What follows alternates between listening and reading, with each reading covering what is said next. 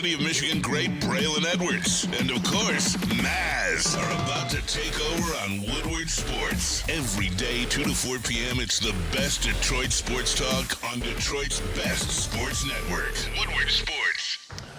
Welcome in, Ermanni and Edwards with Maz. Ryan Ermanni not in today. My man Anson Wells is filling in his place. Be just fine. Do me a favor, Noah, if you could take that graphic off. We're going to use that a little bit later. It's a little bit of a tease, if you will. I know about that card. I know you know about it. I know you know about cards, so we'll have something in that for you. Anson, how you doing today? I'm fantastic, and I made sure to wear my bell bottoms that I referenced on I see Tuesday. You out here, man. You got that 70s show vibe look going on.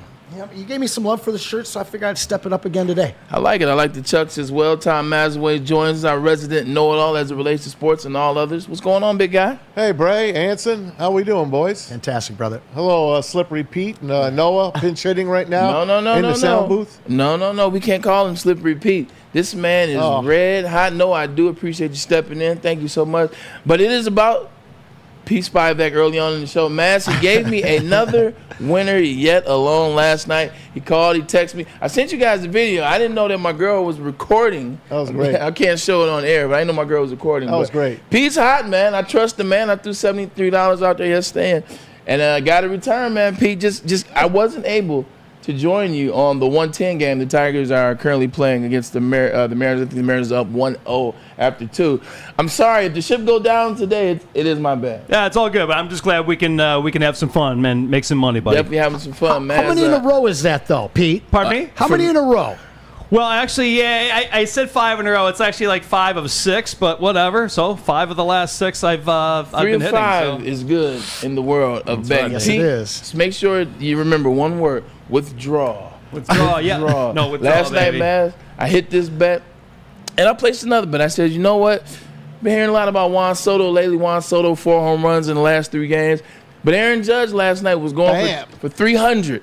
Fastest player, youngest player, same thing, to reach 300 home runs in an MLB career. I said, why not, Maz? Dump a little change on and see what happens. Hop on the Bronx train, baby. Juan Soto hits a home run early on in that game. Aaron Judge hits one later. The Yankees win by 8 runs, which I needed them to win 2.5. So, you know what? I hit the withdrawal button. So I'm saying you too can do it. Man, has this ever happened to you? If you ever rented your car get dinged up or your car needs to go get serviced and you take it back to the shop and you receive a car that is just gorgeous, way nicer than your car, you're like, I can just keep this one. I wonder if anybody else is out there and that ever doesn't been in happen that to me. shoe. It doesn't happen to you? No, I get jalopies, if anything. I just turned my transmission light, full disclosure, transmission light came on in my 2024 Denali Sierra. Brandy Wise always takes care of us. Love those guys over there. We had Tim in studio last week. But they give me a car today. I'm expecting another truck, something along those lines. Give me the brand new Grand Wagoneer. The Grand Chair. It's right there to your right. That's the Derek Jeter mobile. It is the Derek Jeter mobile. It's got wood grain and black interior. Wow. I'm driving this thing like don't bring my truck back Monday. That's like $100K, I think. 100 plus. Listen, with the wood grain. Don't bring my truck that back. is NFL All-Pro treatment, okay? So don't expect a Range Rover when you guys bring your car back. Just letting you know. Just saying, Randy, they take care of you, man. You know? They sure do. It sounds like. My boy has a Tesla, and it's kind of a base model. He did the same thing where they had to fix it, and they gave him like the King model. I didn't realize those things accelerated the way they do. Those things roll. Wow. And those things roll, man. But I love the car a lot, Randy Wise. That was a little selfish plug for you guys as well. They're great, though. Tom Maswell, you know what we're going to start with there. We're going to make this one nice and easy. The Detroit Tigers, they sinked the Mariners last night 3-2 behind Kerry Carpenter's 2-run home run in the 8th to tie it, and Baddoo go ahead and goes for the win. Kerry Carpenter, he's bringing infused energy to the Detroit Tigers, man. Just talk about him in these last 2 games. You mean Kerry Bonds? Kerry Bonds. Kerry isn't it Bonds. crazy? He was 0 for 3 going into the 8th inning when he hit the home run. Isn't it crazy? Baseball is the only sport where just one play will change. Because if you're 0 for 13 and you made the game-winning 3, and you still had a bad game. It don't matter. You made the game winner, but you still had a bad game. Baseball, 0 for 3, hits the bomb, has a game. Fantastic. Tigers were in that game the whole way. Great pitching by both pitchers. I mean, the bullpen game for the Tigers was amazing. And then Brandon Wu was terrific for Seattle. But here comes the 8th inning, and Kerry Carpenter comes up there going for the golden sombrero, 0 for 4, but then he turns it around and knocks one out, a 2-run shot to tie it. They go to the 10th. They hold the Mariners without a score. And you know this, when it goes to 10 innings in a baseball game, if you hold the away team from not scoring in the top of the 10th, it's like a 70% chance of winning for the home team. And who gets up? Akil Baddoo off a AAA, the bus back and forth up by 75 or 94, whatever it is, and hits that double over the center fielder's head for the game-winning RBI. I'm so happy for him. He's a good guy. You want to root for him. He struggles. It's tough, man, to go back and forth on the majors, and you got to have a lot of guts to keep coming back. He had 2 strikes, 0-2. I'm like, please don't strike out. That's not good. Don't strand a guy on second, the ghost runner. Double, they win the game. Congrats. Maz, how badly did the Tigers miss his plus 950 OPS in the months of June and July? Oh, yeah. But Akil Baddoo, man, I don't know, bro. I don't know. It's No, I'm talking about Kerry. Yeah, Kerry Carpenter. Akil's a 4A player. We know that. Kerry Carpenter wins him at least, can we say 6 more games? Yeah. And that puts him right there in the wild card race. Yeah. They might have been If they had buyers. Kerry Carpenter for those 2 months. They might have been buyers if he was healthy. They might have been. You know what? But the good thing is, he's going to be there. Riley Green's going to be there. Now you root for Parker Meadows. And Parker Meadows, if he could hit anything, he is a gold glove. Like you heard Dan Dickerson yesterday on our show. He's a gold glove center fielder. If that guy hits, they are on their way. And don't forget about the forgotten Casey Mize, who's back healthy now. He's pitching well down south, and he got some velocity going again. They get him up. Jackson Jobe comes up. Who the heck knows, man? Maybe next year they make the run for the playoffs. Let's revisit this conversation. Yesterday, KG said something that I think some people think, not a lot, but some people think, everybody's jumping on Sky Harris for not getting Matt Chapman, for not getting J.D. Martinez, for not watching Javi Baez's contract, for other moves, for not buying at the trade deadline or not making a major sale when it seems to be a seller's market, or it seemed to be a seller's market. So a lot has been on Scott Harris for where we are 5 games or 6 games behind. But KG said, what if everything had played out like it was supposed to? What if things played out as Sky Harris, as AJ Hinch, as they plan with the season? Parker Meadows plays. He's playing this season at the level that he's playing with now. Spencer Torkelson, he takes the next leap after hitting 31 home runs last year. He takes that next step. Casey Mize has a better year this year. Like the moves, now you're starting to look, some of the players that you had in the developmental, whether it's a Jackson Jobe, they're able to come up. Dingler has power, and I hate to use the term power hitter, but Dingler seems to hit the ball hard and far. So what if everything had played out like it seems like it's starting to now?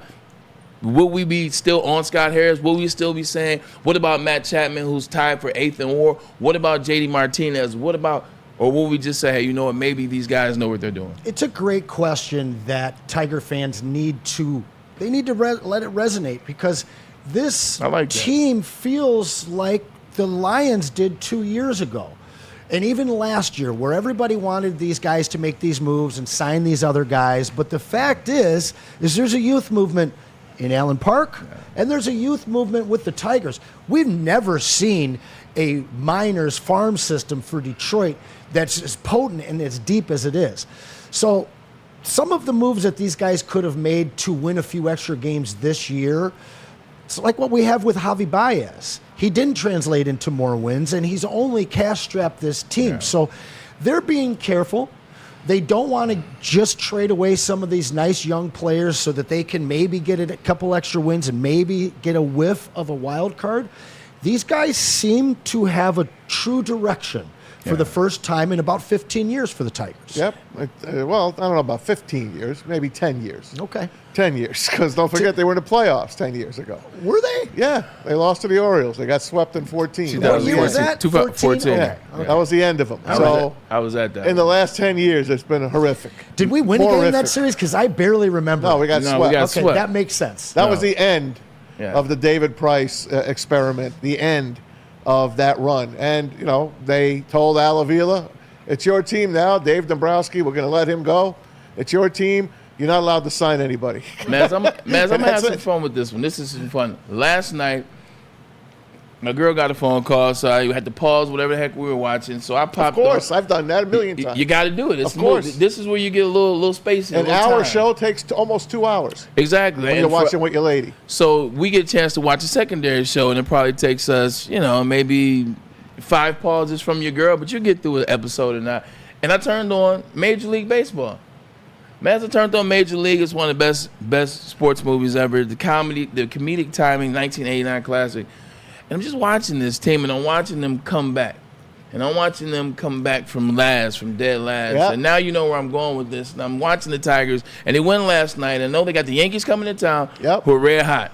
I told you, I was smart. I saw Judge, Soto, figured I'd get the win. It helped they played the A's, too. So 100%. But they're coming in town next.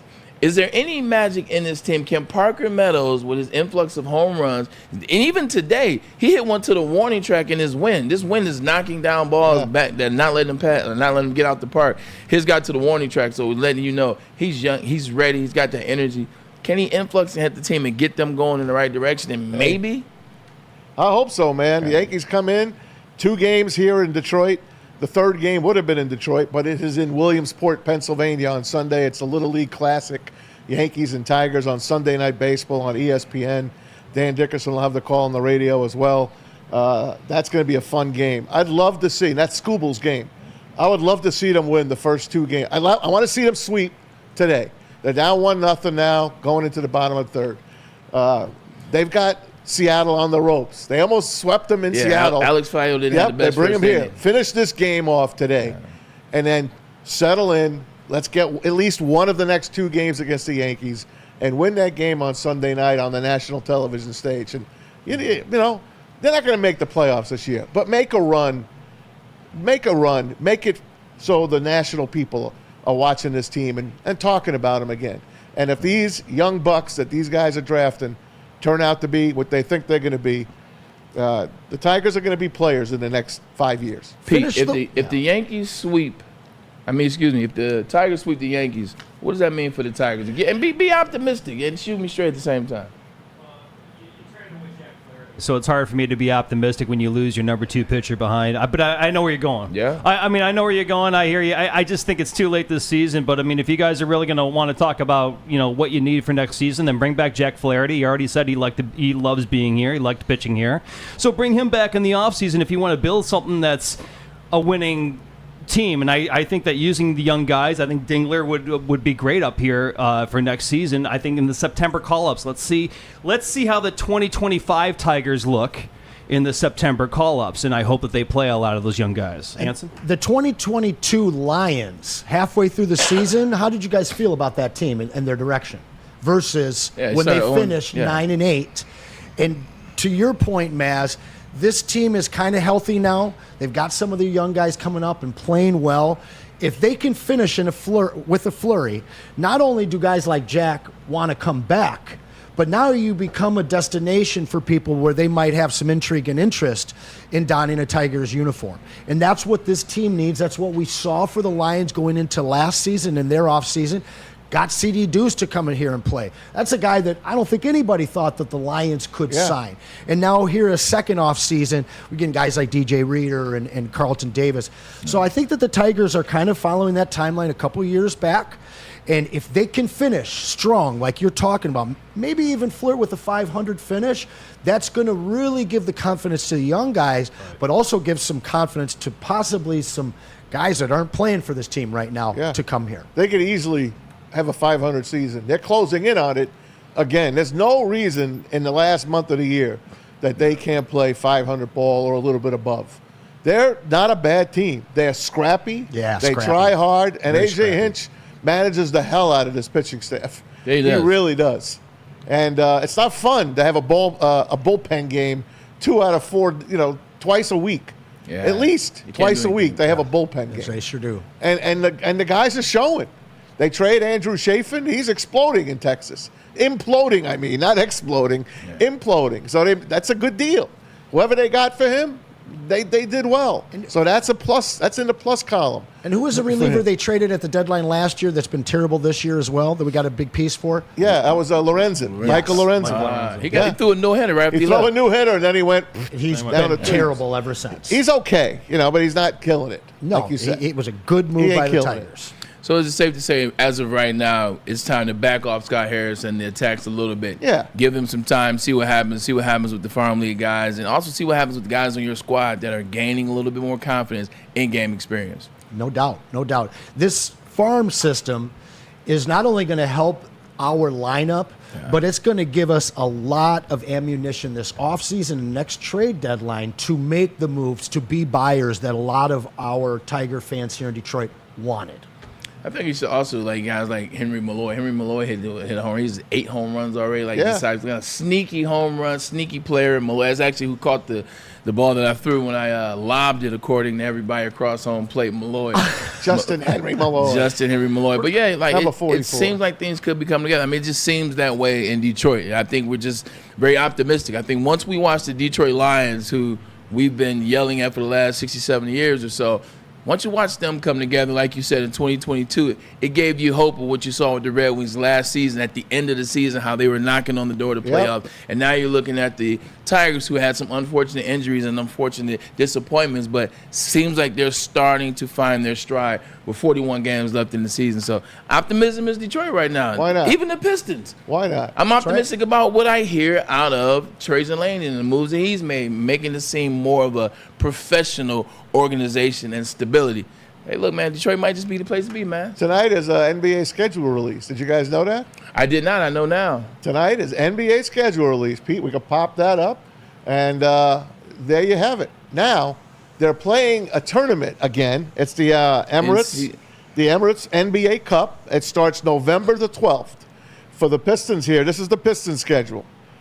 Pistons will be on the road to start on the 12th. Actually, they'll be home. They're going to host the Heat. Then they're at the Raptors on the 15th of November, at the Pacers on the 29th, and the Bucks come to the Pistons on December the 3rd. They're called the Central East. This is the B schedule that you're looking at right now. And I don't remember the Cup last year. I don't even remember who the heck won it. No, LeBron and them won the Cup, and the only reason I had a funny... That's right, they had the trophy. I had a funny joke about it. Yeah, they were going to hang a banner. So, right? Side note, the one thing I do love about this, and I'm kind of excited again last year, you know who kind of coming out party was the in-season playing tournament? It was Tyrese Halliburton. Tyrese Halliburton in the in-season playing tournament, started to hear a lot about him. He started to show up. Now you're watching the guy that plays in Indiana, plays in your own conference. That's what I think this tournament is good for, highlighting players that you wouldn't necessarily watch. And then look what Tyrese Halliburton did. He got himself in the squad all the way to the Eastern Conference Finals. But what's funny about it, the reason why I know, Maz, is this LeBron and Jordan thing, it's never going to end. And what it basically has become is it's this era versus the past era. It's the young people saying, the hell with the old. So I more so get it. It's about more than LeBron and Michael. But they will go so far as to do anything in terms of putting stats to try to tip the scales in LeBron's favor. Man. Don't you know the new post is after they put the Olympic gold medal and MVP? I looked and read, I said, does that say in-game, in-season tournament MVP?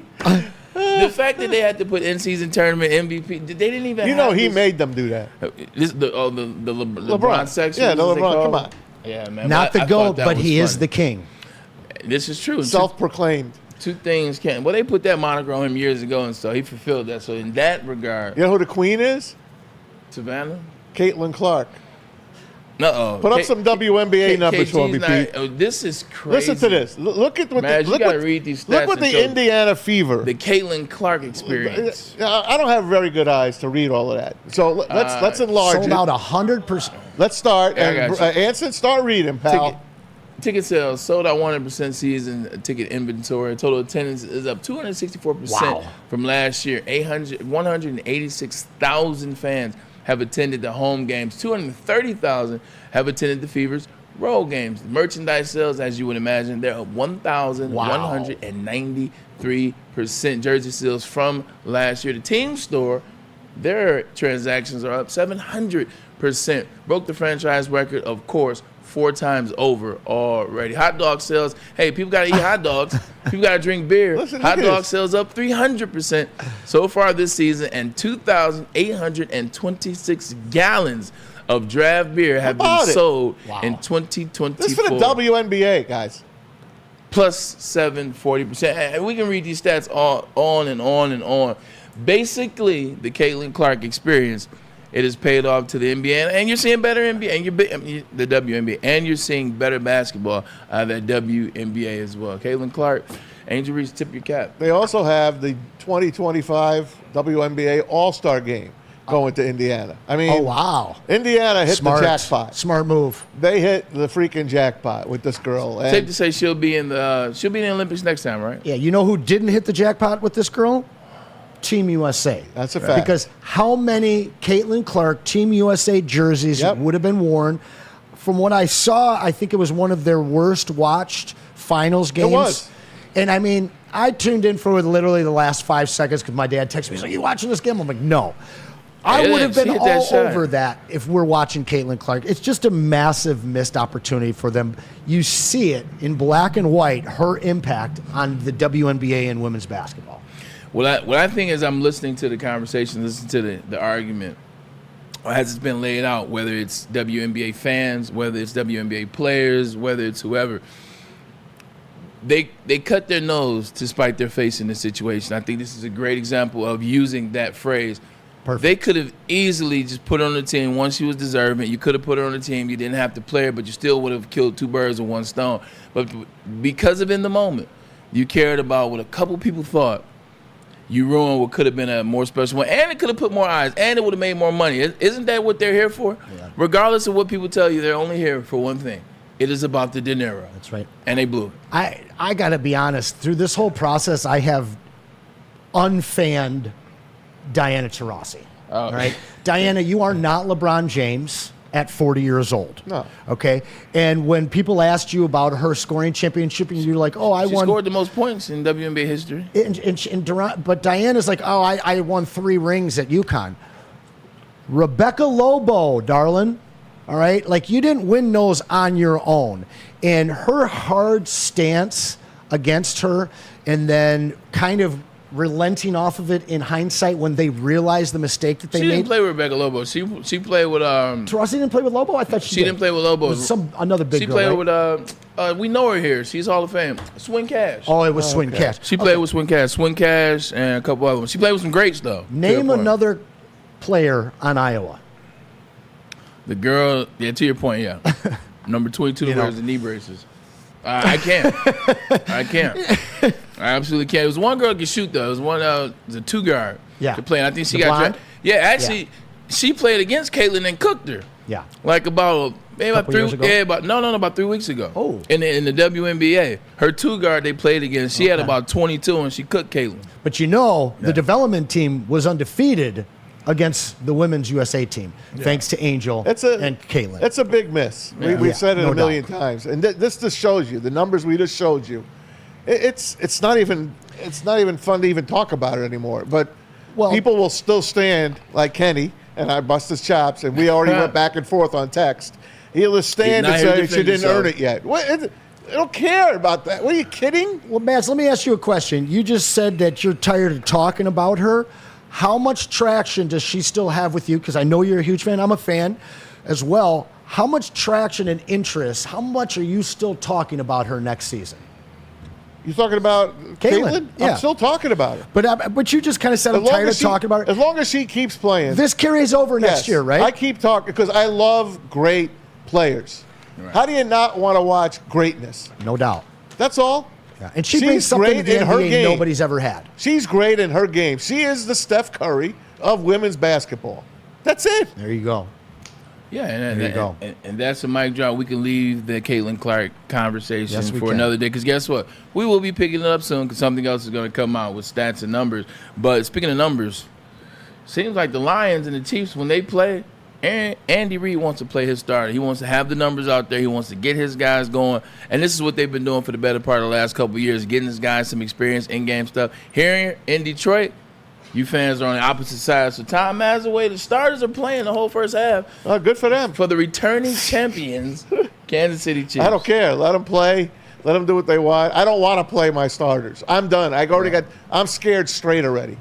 I don't want to play. I don't want to see my starters. I don't even want to see them practicing. Well, yesterday was the last day of the training camp. So are there some starters that maybe are exempt, and then some starters you want to see? Like obviously we know Penei Sewell exempt, Amon-Ra St. Brown exempt, Jared Goff exempt, Aiden Hutchinson exempt. All my starters to me are exempt. Okay. Defense and offense, you're exempt. Let the other guys play. Let them try to make the team. Let's try to get our depth up. By the end of Saturday, the game starts at 4 o'clock. By 7 o'clock, I want to walk out of here with no one walking off on a cart, no one getting pulled away on a cart. I don't want anyone walking off with any injuries. I'm scared straight. Enough. And I know it's football, and they can get hurt week 1. I know. You can get hurt walking down the front of your steps. You could trip over a dog like a couple of Lions did back in the day. Remember they tripped over their dogs? Anyway. I've used that excuse before. Exactly. I've used that excuse. No, I'm happy to let the Chiefs play. Let them do their thing. We'll do our thing. Hold on a minute here. You use that excuse? No. We're pausing here. It's a great excuse. You tripped over your dog. Well, what coach did you tell that to? I told it to the head man. I told Romeo Cornell. Yeah, but you got to tell the strength and conditioning. You got to have to tell the training staff first. Sure. So this is 2009. It's off season, but I think this is around minicamp. Yeah, this is during minicamp. So I'm playing basketball and like. That was my next question. What did you really do? Oh well, yeah. Everybody plays basketball in the off season. Sure, it's a good way to do dual cardio. Go into the facility, you run some routes, you get out there in the field, you do some weight, some strength training, but then also you go play some basketball, run some more cardio, and it's fun. So I rolled my ankle one night playing. Went out there, boom, went up for a dunk, came down on it, kind of funny, rolled my ankle. Got to the house, it had already swole up, like it was already starting to turn. You know when you roll it up pretty bad, you start to see the blue coming. It's like, oh, here comes the red, the black, and the blue. So I'm like, damn, I can't just tell them that I was playing hooping. And it wasn't Romeo Cornell anymore. It was, I apologize, it was Eric Mangini. And I already didn't think he liked me. So I'm like, what do I do? What do I do? My dog was about, Louis was 07, so Louis had been 2. Louis was rambunctious. Louis was running around the house. What breed? Wild, Rottweiler. Oh, okay. Yeah, and German Rottweiler, too. Now, it's none of this funny American business. This is a purebred German Rottweiler. So that happened a couple times where he's run down steps right after me, and I get into his walk path, and he tripped me up. But I never fall. I never rolled my ankle. So I used that. I told my trainer. As soon as I told my trainer, he was like, your dog tripped you? Is that the dog ate your homework too, right? Back in college? Your dog tripped you? Is that what you're telling me? I was like, this is what happened. So he knew what it was. He knew that I didn't do it that way. But Mario Lozano is a great guy. He's now the head trainer in the Falcons. He's been down there for a while. But so that's how I tweaked it. And actually, I wrote it pretty bad too. Like I didn't play the first preseason game that year. But now is this the first time it's come out? Nah, 100%. Nah, it is what it is. You feel better? You came clean on the air? You feeling better? I'm not coming clean. People already know. Bless me, Father, for I have sinned. But did people in the organization know? Three Hail Marys. You said what? Did people in the organization know ever? Yeah, they knew. Okay. They knew they didn't have him by the dog. I told Marty, I was like, yeah, I was playing basketball. And as long as I was there for the season, that's all it really matters. Who was the Patriot running back that ended his career playing beach volleyball? It wasn't Lawrence Maroney, was it? Robert Edwards. Robert Edwards. It's Robert Edwards. Oh, that's right. Yeah. And that's why they got rid of that event. And that was just a fun part of the Pro Bowl. Of the Pro Bowl weekend. That wasn't what they were doing. Yep. He blew out his knee towards ACL. He never played. He was a special-looking young player too. He was. That's sad. He was on his way. Stuff like that happens. Before. Yep. When stuff like that happens, man. That's why I think just bring the game back and play the game like you used to play the game. Yeah. Play the game. All these side things that they do. You can get hurt in an obstacle course. No doubt. You can. This is true. I don't know. It is what it is. You got guys getting hurt in practice. You know what it is in the NFL. Once that money went up, they're like, nah. Yep. Money's too high. So Pierre Paul blew off 3 fingers or something. I mean, there's some wild injuries. There are some wild injuries out there. And with that, we will take our first break. Let's hear a little message from Les Stanford. And you know what happens when you run a great business for over 50 years. You absolutely expand and offer that great business and more products to more people. And that's exactly what Les Stanford did by adding Les Stanford Buick GMC. The same great service that customers have come to know and trust for 5 decades. They're on Woodward, just south of 9 Mile. Make sure you check them out at Les Stanford in Dearborn today, or you can also check them out at www.lesstanford.com. Les Stanford Chevrolet, gentlemen, together. Drive. That's right. Drive on over to Premier Pet Supply. Speaking of drive, there you watch go. the Drive to the PGA Ally. Tour champ as it returns the Ally Challenge. That's right, August 22nd through the 25th at Warwick Hills Golf Course. It is going to be an amazing time. I will be there. Actually, I'll be there 2 of the 3 days. The $2 birdies, concerts, and more. Where you need to go is allychallenge.com. I'm telling you, Philip, it is going to be a party. The concert is Saturday night. Country music is going to be in full effect. Don't worry, your boy's going to bring his country cowboy hat, and we're going to have a good little hoedown. See you guys there. There you go. Drive on over to Premier Pet Supply, hands down Michigan's best pet store. Family owned and operated for over 30 years. 13 Metro Detroit locations, over 60 brands of food at the lowest prices available. You know it. Give them a try today. Don't settle for less. Give your pet the best. It's PremierPetSupply.com. The countdown to kickoff is here. Your Detroit Lions are ready for another season of grit. Woodward Sports is your #1 destination for all breaking news and Lions coverage. We are Detroit's #1 sports network. We are Woodward Sports. The Ally Challenge presented by McLaren is back August 22nd through 25th at Warwick Hills and Grand Blanc. Be there for PGA Tour Champions Golf, Family Night, concerts, and more. Tickets start at just $15. Get yours at allychallenge.com today. Stop searching for a vehicle and start finding one. Les Stanford Chevrolet Cadillac makes it easy. We harness the power of multiple dealerships and own the biggest selection of GM brands in the area to get you the car you need. With the Les Stanford Group, you'll have access to 4 different dealerships, providing you with more makes, more models, and more choices. We're connected to more than 1,000 vehicles, and with so many high-quality CPO vehicles available, you'll find new car quality at pre-owned prices. You can start and end your search at lesstanford.com today. A network for the city, by the city. Woodward Sports is Detroit Sports. Oh, let me just say, I love Planet Fitness. Trying out Planet Fitness and dang, they got lots of equipment. Not me getting a Planet Fitness membership just for the 24-hour perk. Listen, the PF Black Card is worth every penny for this hydro massage. I'm a new man. Did y'all know that the PF app has workouts you can do at home? Cheapest therapy I can find is Planet Fitness. All the benefits, all for less. Planet Fitness, big fitness energy for all. The most talked about Detroit media by other Detroit media, and we love it. It's the Woodward Sports Network. To any Lady Jane's Haircuts for Men and claim your throne for a king's treatment from one of our talented stylists. Open 7 days a week. Walk in anytime. Just get to a Lady Jane's today and receive a precision haircut, scalp massage, hot lather neck shave, and a hot towel treatment. A haircut should not be a chore. It should be an experience. And that's exactly what Lady Jane's has to offer. Open 7 days a week. Walk-ins are always welcome. There's always a location near you. Lady Jane's Haircuts for Men. It's wicked awesome.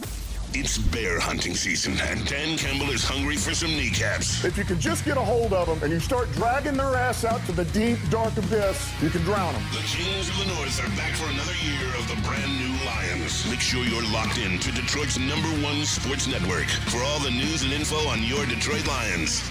Woodward Sports, let's go. Let's go. Right now, more than ever, it's critical for you to have your insurance reviewed, and Swiss Insurance will make sure that your carrier is not slipping in those extra fees. Call Market Swiss Insurance today, 313-530-1698, or visit SwissINS.com, Bray. Look, I know everybody wants to work out, but you fear judgment. You fear that people will judge you the way you look. Not at Planet Fitness, where your fitness is essential. You come on down, it's the judgment-free zone. It's a squeaky clean gym, and it's over 50 locations located in metropolitan Detroit because it is the gym of choice. We know what you need, and it's Planet Fitness. And each membership, I promise you, it comes with the trainer. So do yourself a favor, come on down to Planet Fitness, get in shape. There's no judgment. You do it your way. All right, back to Ermanni and Edwards with Maz Anson filling in for Ryan Ermanni today. Appreciate you for tuning in. Ty Mazway, how you feeling over there, big guy? I'm doing good, man. I'm doing good. Tigers still up 1-0, bottom of the fifth. We'll keep you posted as the day goes on. Tigers up or down? Pardon? Tigers up or down? No, they're down 1-0. Down 1-0. Down 1-0. We will give you another bullpen game for the Tigers. Even seem to have a lot of those lately. Oh yeah, Kikuchi was in there or whatever his name is. Now, Maz, is that Maeda? Maz, is that in L.A., Oakland, or Las Vegas? Looks a little too old to be Las Vegas Los Raiders. Angeles. It's always an Oakland Raider, but this is a Vegas Raider jersey. No. That was not bought in the last 3 years. Or 2 years. It is. It's supposed to look. Vegas. All my Lies. stuff. I swear. It's not been bought in the last 2 years. It's the vintage look. Are you serious? In the last year. You bought that. Yes. And it was distressed. Yeah, I like it distressed. It's a great distress. I'm distressed. When you're here, I'm distressed. Period. I am in distress right now, actually. Let's talk Wolverines. By the way, Joel, where are you? Poor Noah's sitting here in the sound booth waiting for you. Holding it down, quiet though. as ever, holding it down. Thank you, Noah.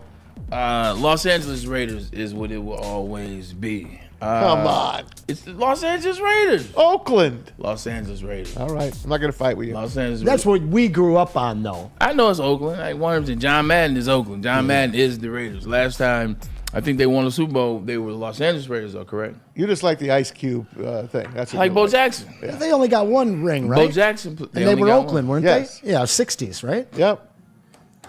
No, they were Oakland in the early 70s, Los Angeles too. won a ring, too. Los Angeles Raiders won. They did. Did they? Yes. Marcus Allen and Bo Jackson. Marcus 1987. 86. 87 or 86. Marcus Allen's MVP. Bo Jackson has a ring? No, Bo Jackson does not have a ring. Okay. So they did it the year before. 85 or 86. I forget the year. I just know Marcus Allen was the MVP. Beat the Redskins. May forget that, but you know what I won't forget is yesterday you were talking about a specific player on the Detroit Lions last time I saw you 2 days ago. 1980, guys. 1980. Okay. Well, it happened. Yep. Oh, no, you're right. I know it did Jim happen. Plunkett, the MVP. Jim Plunkett, the MVP. So Marcus Allen, so it was Oakland Raiders when Marcus Allen won? 83. Thank you. Oh, 83, it's in Thank Beat the Redskins. Not bad. I'm like, see, way to have my back. But I'm going to have you back on this one. You were talking about a defensive line, and you were talking about a specific player, a player that's still on the board, and that was Mekhi Wingo, 2024 draft. Aaron Glenn had some interesting things to say about a player, what you talked about. Let's cue that up before we beat. For a rookie that you hardly ever see, the work ethic that he has, for him to change a technique and go out there and execute it exactly the way the defensive line coach wants him to do it, you see that in him. So when I look at Wingo, this is what I say. It doesn't matter what he do in life, he's going to succeed because that's just who he is. He could be a CEO of a company. He could be a big-time football player. It doesn't matter. He's going to be successful. High praise for your guy, Mekhi Wingo, Anson. Yeah, that's an absolute gift out of the 6th round. We were talking during the break that we didn't think that he would be there. We were live in here doing the show for the day 3 of the draft, and when they announced his name, I figured he was already off the board. This is a guy that played in the SEC at a very, very high level. I think all of us expected him to go earlier. But the thing that sticks out for me is everything that AG just said there is what they're looking for in terms of culture now with the Detroit Lions. So this guy's fitting into their system culturally, but he's making plays as well. Yeah, and then, Maz, it comes back to you. You've been talking about Tyrell Williams and the addition of him to this coaching staff for a minute. Now he's got a rookie guy to mold that seems to want to do it exactly as Tyrell Williams says. What is that going to do for this young man? I know, man. It's he couldn't be in a better spot. He could not have been picked by a better team, and he's not going to be coached by anybody better than what the Lions have in store. I watched Hard Knocks Bears last night. I was a day behind, but they got some stuff going on over there too, man. But it made me yearn for the Lions Hard Knocks. And when I watch that Hard Knocks, man, it gets you psyched. It gets you so pumped up. As a Bear fan, I would be really pumped up. This Hard Knocks, I still enjoy it, Brad. I know we had a lull, remember? This is true. We start getting a little bit bored with it and all. But I just love it. I love how they do it, who they show you. Some of the guys trying to make the team. And it's hard, man, to make a team like this. And as a 6th-round pick, besides Tom Brady, you got to fight your way. Who wasn't really a 6th-round pick. Of course not. Yeah. You got to fight to make a team like this. You really got to do, because there's not a lot of spots on this team. How many are they going to keep? How many defensive linemen are they going to keep? How many linebackers? How many secondary are going to keep? Are they going to keep 3, 4 quarterbacks, 2 kickers, running backs? It's tough to make this team. How many practice squad hopefuls are going to get scooped by other teams? A lot. Something that we had to do for, the last 2 decades? Yeah. Picking guys trash and making them into treasures for us. There's going to be a lot of guys that we're hoping to squeeze over to that PS team, and they're not going to make it. Yeah, 100%. The Lions have been one of those teams in the past, where you're looking at the San Francisco, who makes it. I mean, who didn't get picked up by San Fran? Who didn't get picked up by the Eagles? Who didn't get picked up by the Chiefs? Now you're one of those teams that people are looking to see what you guys didn't put on your squad. These guys can play. You talked about the secondary as well. Those are the 2 positions that we wanted everybody to get better at. We wanted the Lions to upgrade that position. We saw what the playoffs was as it related to the secondary, and we saw how the end of the season was related to that defensive line.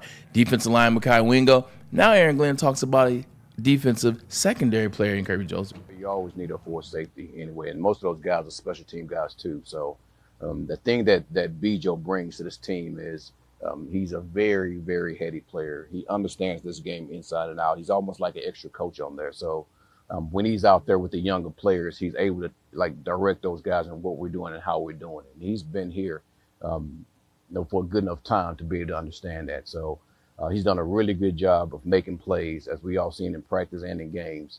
But that's no surprise either for that player. He's a heady player.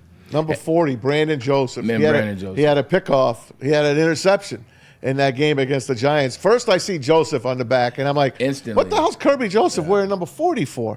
And then, it's Brandon Joseph. And here's a guy at Aaron Glenn's he's been around here long enough that he becomes a leader here on this team, and they love what he brings. That's some great depth pieces in that secondary. You lose a guy like Mosley. Unfortunately, he's got the injury bug. Now you need a guy. Here he is. Yeah. It's Brandon Joseph.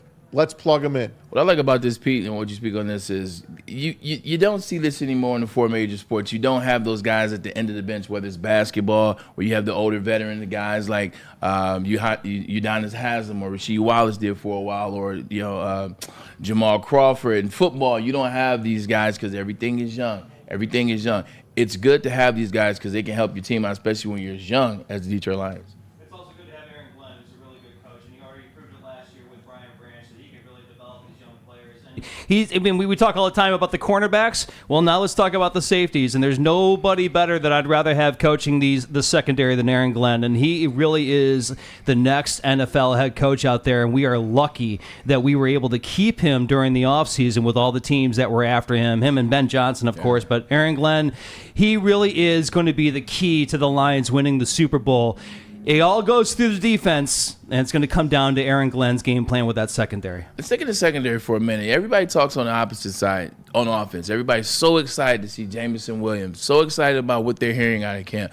And we've seen, yesterday, he made a heck of a play. Now, when you look at it online, the clip said, unbelievable touchdown. Now, come on, calm down. It wasn't that. But it was a damn good catch. He got his 2 feet in and got a knee in as well. And then got a snow cone in afterwards. And he 100%, he just looks comfortable. That's the player most that we keep talking about. There's a player on defense that I'm super, and this is the catch, Pete, appreciate you bringing that up. And I look at the energy out of Jameson Williams. I love this. Now, if I'm a coach, you know what? I'm not going to tell him to turn it down. And the reason I'm not, I want him to turn up because I understand that emotion. I understand what he's feeling. I understand what he needs this season to happen. He's been waiting for it. He's been waiting to take off with the Detroit Lions, so I don't even mind that emotion. But there's another player on defense that I'm eagerly excited about. He's in the secondary. He went to the same school, and we haven't heard a lot about him so far in camp. It's Brian Branch. It's Brian Branch. The Honey Brancher. Brian Branch coming is back a guy from injury. You can do so much with coming back from that injury, which I still don't really ever know what it was. We still don't know what it was. But that's a player, Maz. I know that's your guy. It's a lower body injury. Lower body, that's all we got. Dr. Pierce will be in today, so maybe we'll get a read from him. But, Anson, Maz, I know that's your guy. Oh, yeah. You talked about him getting drafted that second day and stand so he can walk that stage. He's a guy that I think they could do a lot with. No doubt, man. I'm looking forward to him. And he had his coming out party. Remember last year, opening day, against the Chiefs, who they play again on Saturday. Guys like him, man, they don't grow on trees. They know. They do it at Alabama, it seems. That's what I mean. But they know. Yeah. They go to Iowa. Let's pick 2 or 3 Iowa guys. Let's go to Alabama. Let's pick 3 or 4 Alabama guys. Let's go to Michigan. Let's pick a couple of Michigan guys. The Lions, the way they draft, there is a method to their madness finally after all these years. There's no more reaches. Yeah. There's no more Jelani Tavais on the second round or third round. I forgot which round that they reached and picked him. Not that he's not bad. He's pretty good for the Patriots all these since he left here. And, they even re-signed him. But there's no more reaches. There's no more shocks. When ESPN and NFL Network is doing a draft, they don't have to scuttle. Oh, who's this guy that they just drafted? No. Or be on commercial break. If anything, like you said, with the Mekhi Wingo, they steal players. The guy that they took from Canada, we'll see how he comes. We'll see what kind of that was the one reach I felt that they made. But we'll see we'll see what he does. He's a big monster of a man. But he's earned. Those guys have earned our confidence in guys that we're not familiar with. So with Manu coming in, this is somebody that most teams would be like, "What the heck are you doing?" And now we're like, "I can't wait to see this guy." Me too. And he was in against the Giants. Every time when he came in, I had my eye on him on that offensive line. He's learning. 6 straight pressures or sacks. He's learning. He's learning. Yeah, he's pretty raw, but he's got the size, incredible man. Football body. That's Holy for sure. crow! Speaking of learning, the Lions do open up. Not open up, but they do play against the Chiefs this Saturday. One of the Chiefs players we know was in a hit and run this offseason. Starting wide receiver Rashee Rice. With the regular season opener only 23 days away, it's looking like Chiefs wide receiver Rashee Rice will be available to play despite 8 pending felony charges from a March 2024 street racing incident in Dallas. Anson, I come to you, the voice of right and wrong. What does the situation look like for you, and would you keep Rashee Rice if you were the Chiefs? Well, first and foremost, he plays for the Kansas City Swifties, so they're not going to penalize him.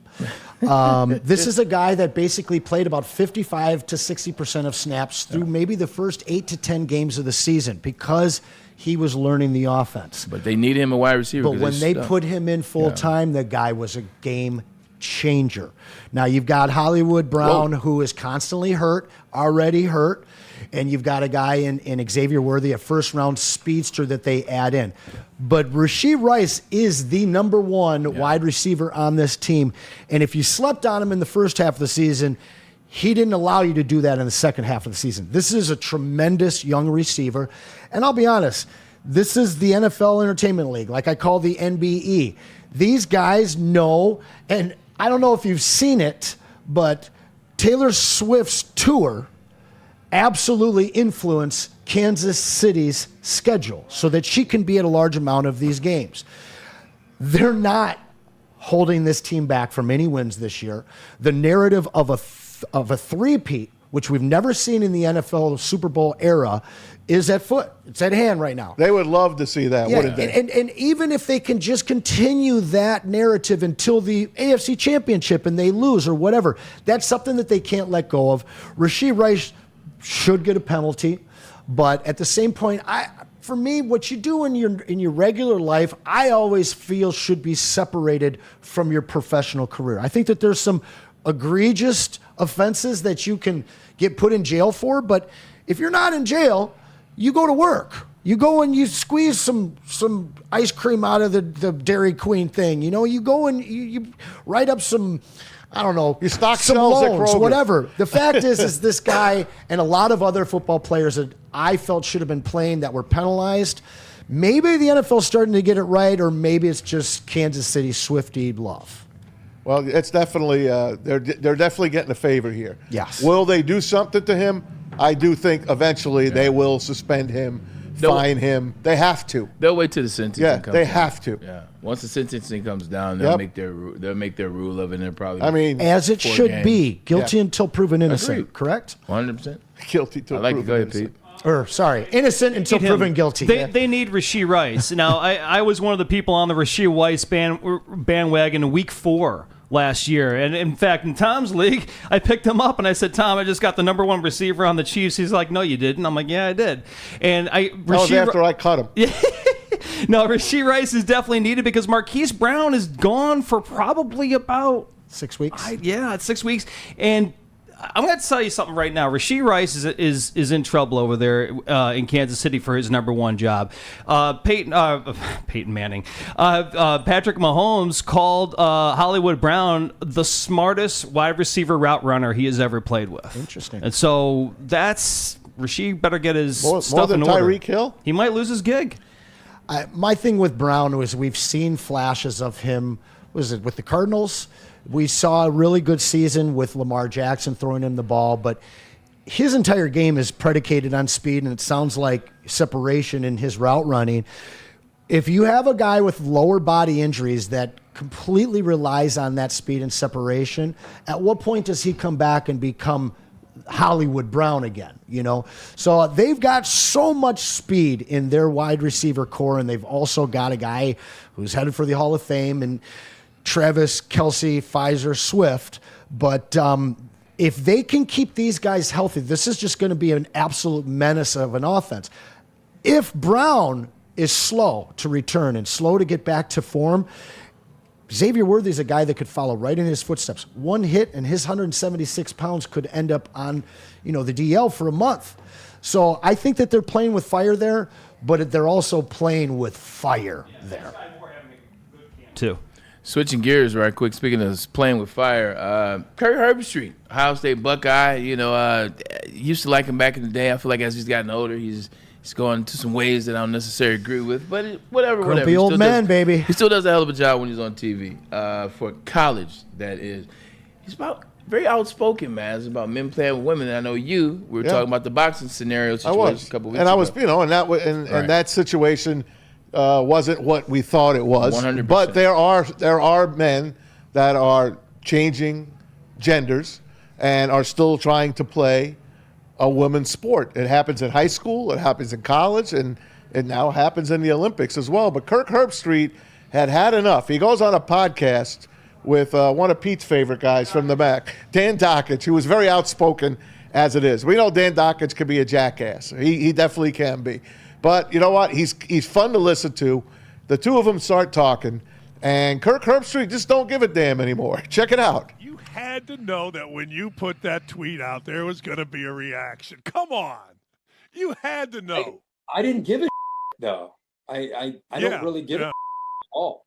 Like, I'm done giving any at all about any of it. I think it's kind of a no-brainer. I don't have a daughter. I have 4 sons.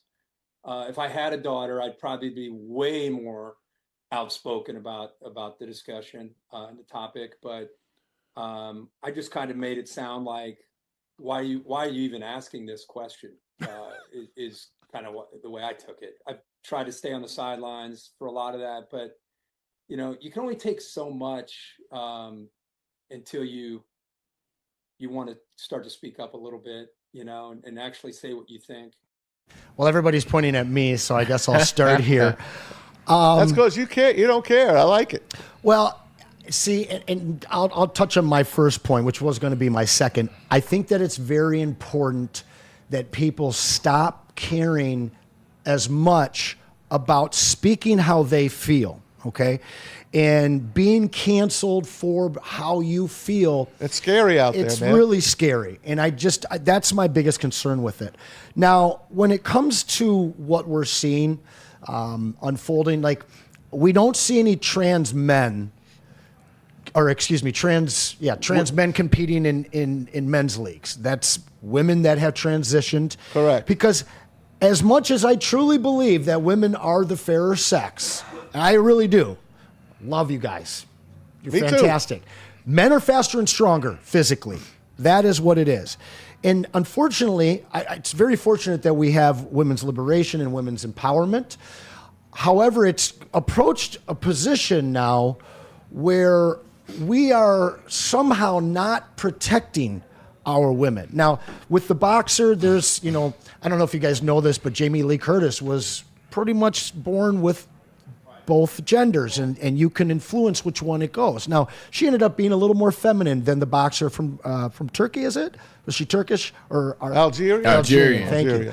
So, in hindsight, we had won the gold, by the way. Yeah, but we had an opportunity to look into that, and there is a lot of question in there because for the majority of her life, basically, she has lived as a woman, but she was born with kind of both influences. Yes. So there becomes a really large gray area now. And you guys pointed to me because this is something I'm kind of passionate about, but at the same point, I am as well. Where does this person compete? They still need to be allowed to compete. So there is no black and white answer to this. This is a huge gray area.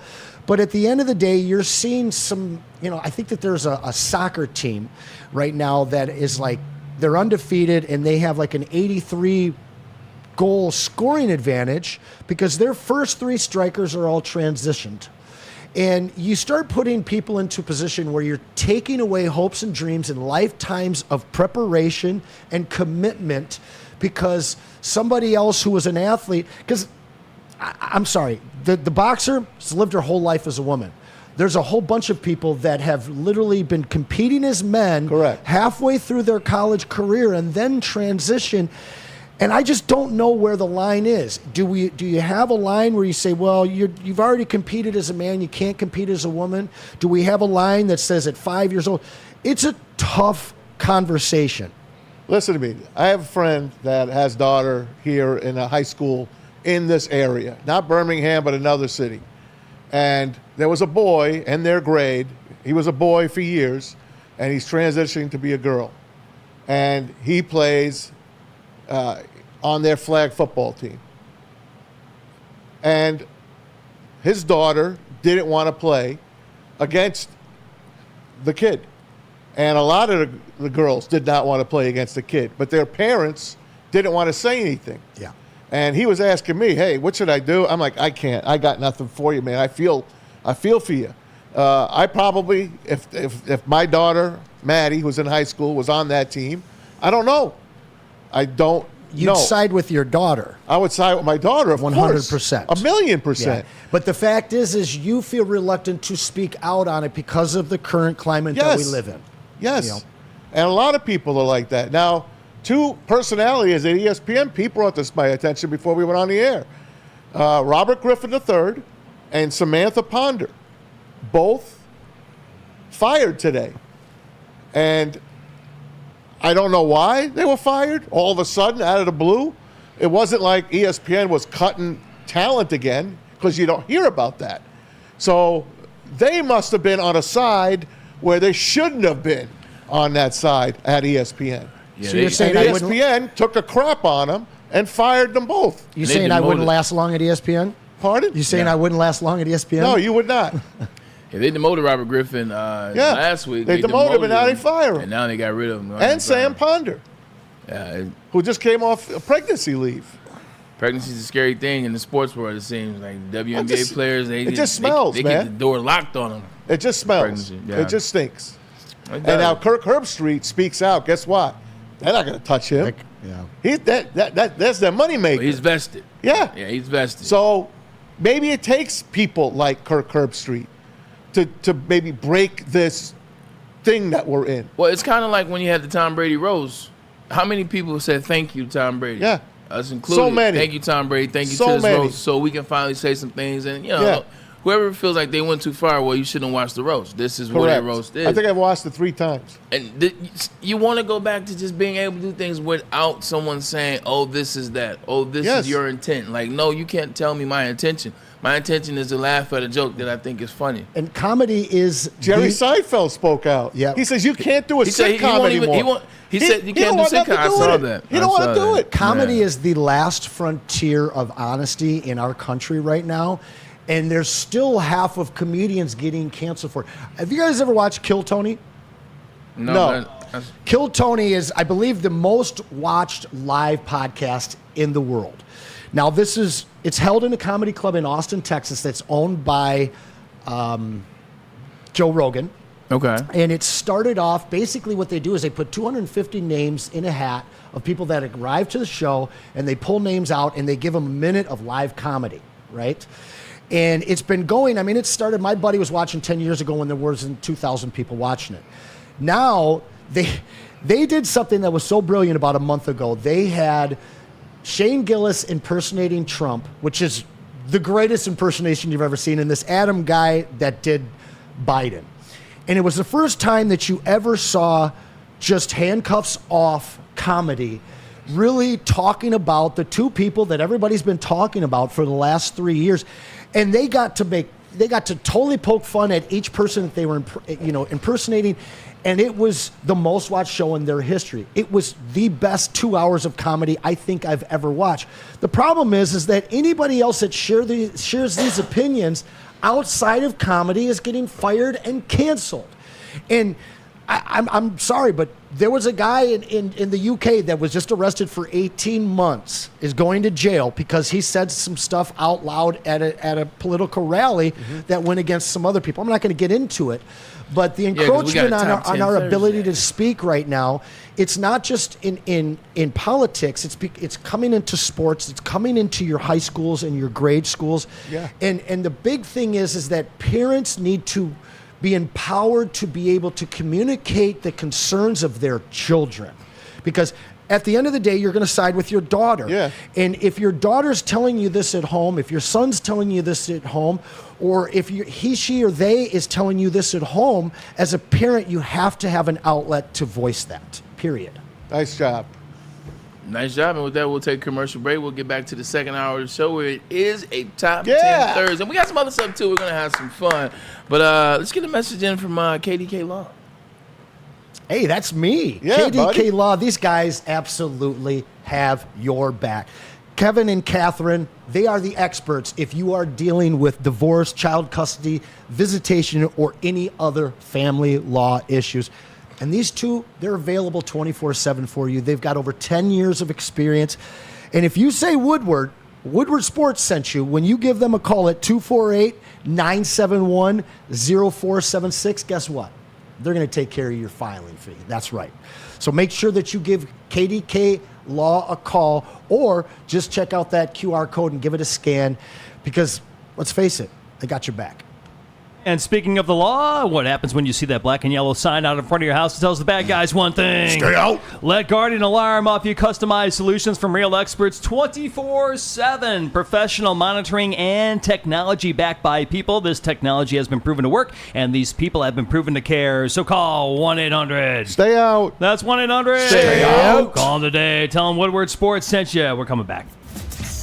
The countdown to kickoff is here. Your Detroit Lions are ready for another season of grit. Woodward Sports is your #1 destination for all breaking news and Lions coverage. We are Detroit's #1 sports network.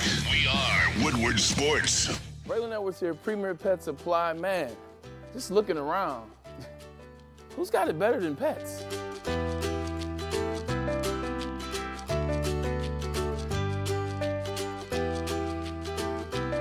Come on, a baby stroller for Coda.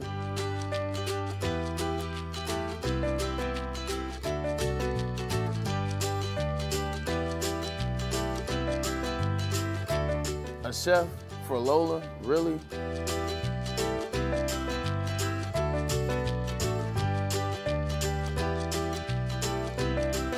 You don't have to tell me who the real boss here is. Who's got it better than pets? Nobody, especially here at Premier Pet Supply. For over 30 years and more than 13 locations, Premier Pet Supply has everything that your pet can dream of, and guess what? It's all under one roof. Premier Pet Supply, family owned, operated, and proud to call Metro Detroit home. Check out premierpetsupply.com or scan the QR code today. Who's got it better than pets? Nobody! A network for the city, by the city. Woodward Sports is Detroit Sports. Yo, let me just say, I love Planet Fitness. Trying out Planet Fitness, and dang, they got lots of equipment. Not me getting a Planet Fitness membership just for the 24-hour perk. Listen, the PF Black Card is worth every penny for this hydro massage. I'm a new man. Did y'all know that the PF app has workouts you can do at home? Cheapest therapy I can find is Planet Fitness. All the benefits, all for less. Planet Fitness, big fitness energy for all. The most talked about Detroit media by other Detroit media. And we love it. It's the Woodward Sports Network. The Ally Challenge presented by McLaren is back August 22nd through 25th at Warwick Hills and Grand Blanc. Be there for PGA Tour Champions Golf, Family Night, concerts, and more. Tickets start at just $15. Get yours at allychallenge.com today. Any Lady Jane's haircuts for men and claim your throne for a king's treatment from one of our talented stylists. Open 7 days a week. Walk in anytime. Just get to a Lady Jane's today and receive a precision haircut, scalp massage, hot lather neck shave, and a hot towel treatment. A haircut should not be a chore. It should be an experience. And that's exactly what Lady Jane's has to offer. Open 7 days a week. Walk-ins are always welcome. There's always a location near you. Lady Jane's haircuts for men, it's wicked awesome. It's bear hunting season, and Dan Campbell is hungry for some kneecaps. If you can just get a hold of them and you start dragging their ass out to the deep, dark abyss, you can drown them. The Kings of the North are back for another year of the brand new Lions. Make sure you're locked in to Detroit's #1 sports network for all the news and info on your Detroit Lions. Hey, dreaming of a new home, guys, but you're feeling a financial pinch? We got you. Mark White and Associates, your trusted real estate experts, are here to help. Mark White and his team will pay $5,000 of your closing costs. That's right, I said $5,000. Check it out. Call Mark White and Associates today, 248-290-8242. Visit them online at markwhitesells.com. Again, call Mark White right now, 248-290-8242 to make your dreams come true. You guys know what awesome is. I'm looking at it right now. It's when a guy can be a guy and get an amazing haircut, and that is Lady Jane's Haircut for Men. Stop in, sit back, and relax, and let one of Lady Jane's talented stylists make you not only look, but also feel great. You can walk in anytime, 7 days a week. Come on down here to the Birmingham location. You take a look at the Woodward Sports Studios, and again, let one of those talented stylists take care of you, make you look great, and get you back out on the road. Lady Jane's, it is wicked awesome. Wicked awesome. Appreciate you guys. This is the second hour of the show, and just gotta say, start off, Noah, we really appreciate you, brother, for filling in. Joe will be with us shortly, but guys like you keep this network running. No doubt. You see Amen. the board. You see it in the background. We just announced, we saw it on Sunday, flag football is officially a part of the 2028 Olympics. Thank God, by the way, they got rid of breakdancing. They got rid of it already? What? Yes, Did you of see course. the girl from Australia? So I actually had a custom What the hell card was that? commissioned of Rachel Ray-Gun Gun. It's a 1-of-1. Can't wait to bring it in one day. That is the most ridiculous story. It's coming out now that the only reason she went was because she wanted the free trip. She scored no points. Like, the question that I had, one, I don't understand why breakdancing was in the Olympics. Look, I get it, and I appreciate it. I've watched many talented. clips and moves. You guys are talented. 100%, I don't think it's an Olympic event. That's just my opinion. With that being said, how's the process not vetted? How did Australia, how did Australia have a competition? You hit the question right there. How did they have a competition? And then they said that what we saw from her was enough to send her to Paris to represent our country, and that's what they came up with. Australia should be fine. Like Australia Meanwhile, softball, baseball, and now boxing are not going to be in the Olympics. That makes me sad, man. They're Terrible. Boxing's done. Frisbee golf, because let's of go. all of the, who knows? Because of all the back and forth, I'll leave it alone. Sugar Ray Leonard. Rolling over in his grave. Yep, he's not in his grave, but he's rolling over. It's a joke by Lou Young. So, I mean, do you think that what we ended last segment I on? just took a picture with him. I'm saying it's a joke by Lou Young. I know, buddy. It's a trending thing. The young folks know. Do you think the segment that we just ended on was a catalyst for this? Because I do. The female boxing situation, I do. They're going to have to reapproach it in the next Olympics, and there's no answer at this point. Correct. And guess where the Olympics is? L.A. Speaking of Olympics in L.A., flag football will now be a part of it. We assume that NFL players probably will play in it his first year. They want to get a win to make it look good. So it got me to thinking, who will be the squad? Who will be the team? So we got in the back wall, we got 5 players, and you see who they are. I'm going to add 1 player because this is the 6 that I came away, and I'm going to let you guys make your own team. Man. So this will be my 6-man team. It's Jahmyr Gibbs from the Detroit Lions. I think what he does for a flag football game, it's impeccable. Tyreek Hill, CMC, the same thing. Justin Jefferson, Well, he's Justin Jefferson, Lamar Jackson. Flag football was made for Lamar Jackson. Last time I remember, it was trying to get the guy with the flag. Who's catching Lamar Jackson with the moves and the speed? And then the sixth guy. Nobody's catching him. I threw another quarterback on there just for fun. I threw Patrick Mahomes on there. So now I got Patrick Mahomes, Lamar Jackson, Jameer, Tyreek, CMC, and Justin Jefferson. That is my. What's going on with the? Oh, okay. I was like, where did I go? So the fishbone with Lamar, Pat, and Jameer, cycle in CMC. That's frightening. That's what I chose. So, Anson, whoever would like to go next. Pete, well, first of all, I want to say this. Go I'm ahead. going to say this. I'm not allowing any Detroit Lions to play in this game. Okay? That's fair. They are out. That's fair. They are out. Okay. And now I'm going to tell you this rule. If I'm putting my team together, I'm not using any active NFL players. I will use retired NFL players. Recently retired? Yes, or college players that can't really make it in the NFL.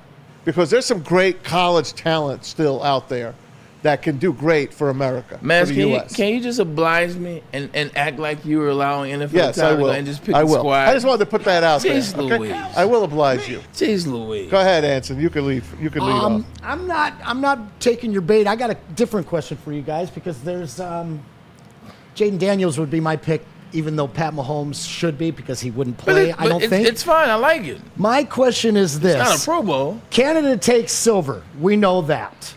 Who's taking bronze in this event? Samoa? Who has the best rugby team?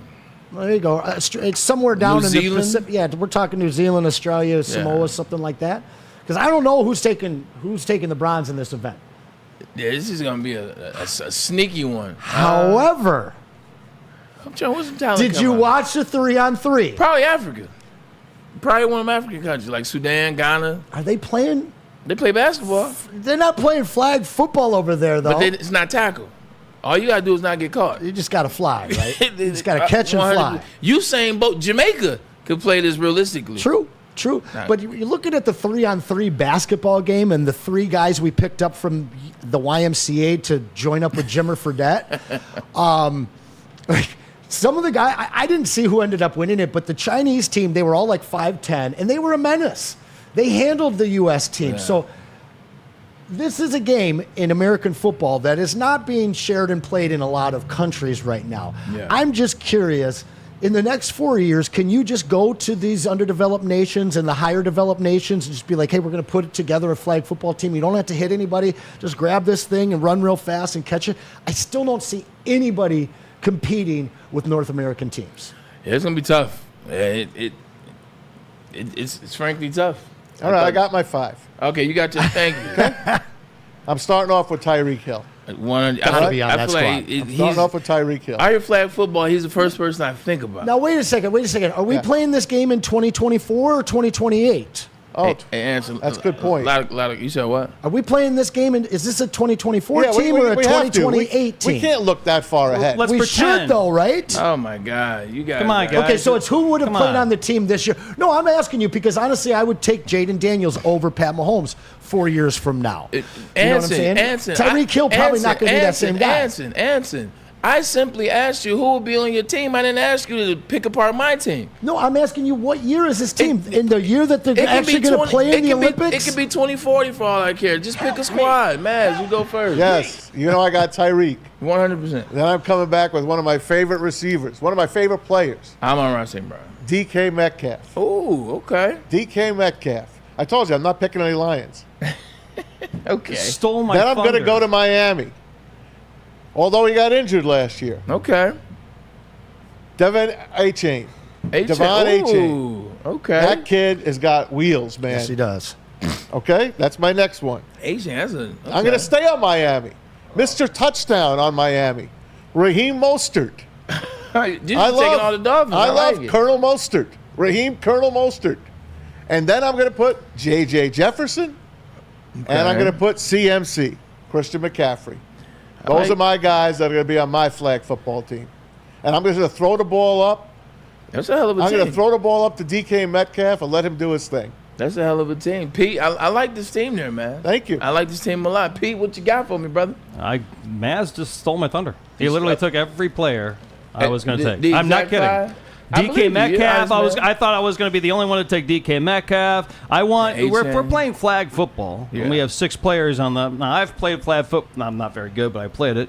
I want the fastest NFL players out there, and Tommy just went through them. I mean, these are the guys you want, and I want the fastest frickin' quarterback out there right now throwing the ball, and that's for me, Jordan Love.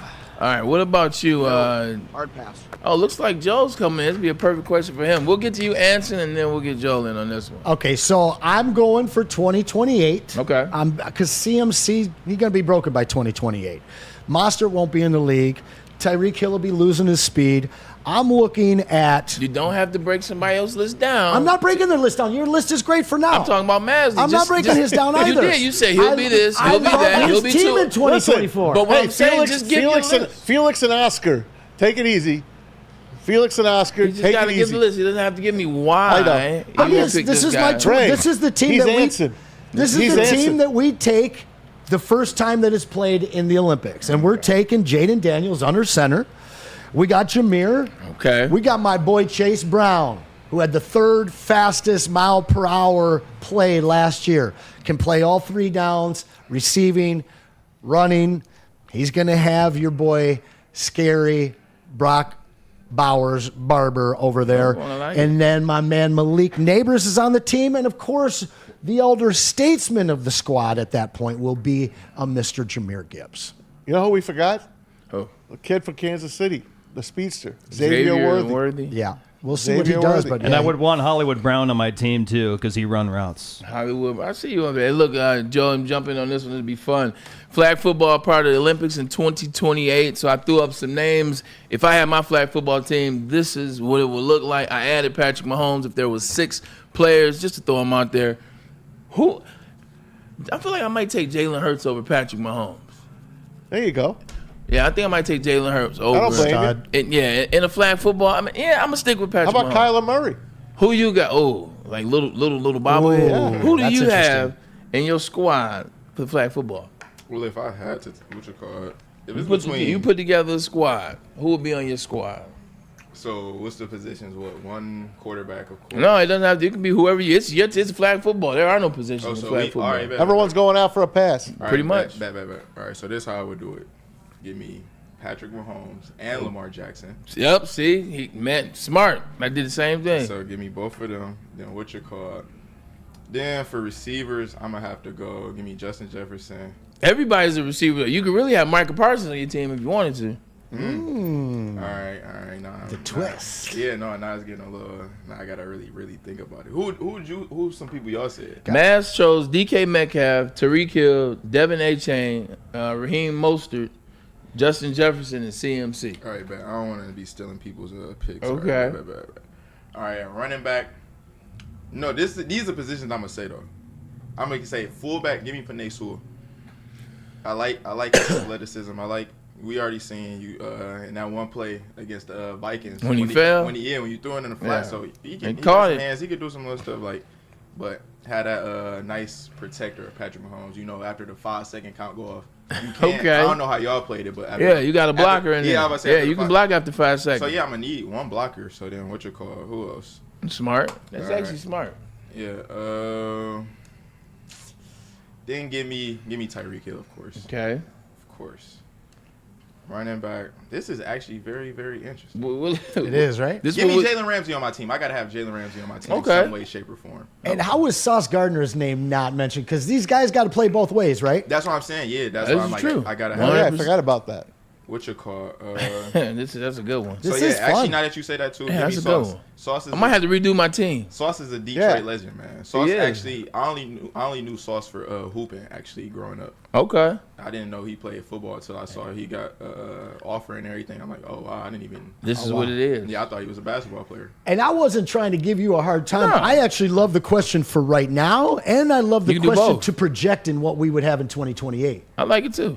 I definitely like the projection because it makes you give time. I might have to go home and think about it. Yeah, me too. The projection side of things. Just a little fun with that, Maz. This is something else that'd be fun for Anson. Put that card up there, Joel, if you could. It should be a card of The bounty. It should be the bounty. It should be Kevin Looks like Durant. a frame. There we go. There we go. So this card got printed. That's the Kramer frame, by the way, from Seinfeld. Just so everyone 100%. knows, what really goes in that frame is a picture of Kramer.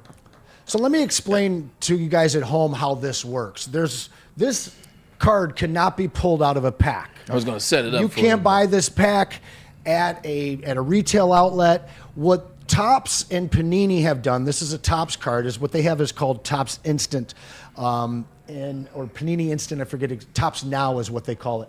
So you basically, when something big happens, like when Wemby, sets a record or what have you, this moment was entrenched in our minds, and now it's on a card. So you can go online for basically about a 48-hour period, and you can purchase one of these. What they'll do is they'll send them all out, and they randomly send the 1 of 1, and then like 1 out of 10s, and maybe 1 out of 100, and some variation cards. But before this has even been sent out, you don't know which one you're going to get. A man has placed $1 million bounty on this card. Now, we saw a Connor Bedard $1 million bounty. We've seen some stuff on Wemby.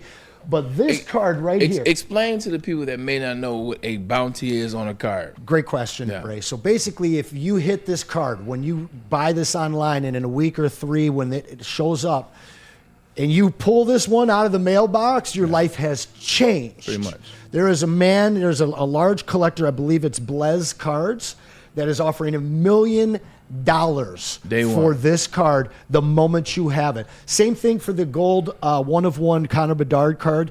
That was a big thing, and I mean, you just couldn't find those boxes of hockey cards on shelves at all.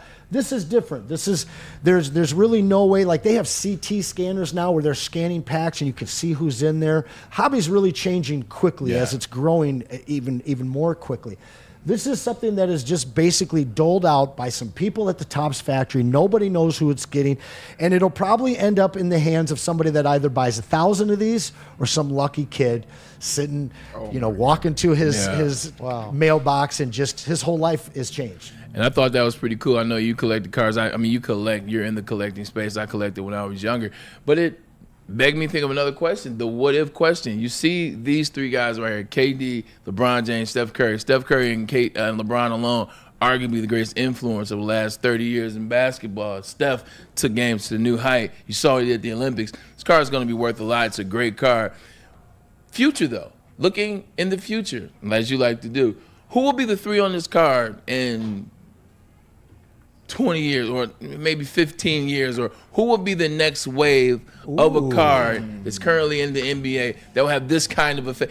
May not have this kind of effect. Braylon, nice questions today. But I mean, I think it's fantastic. Are we choosing countries? No. Because it could be a French card.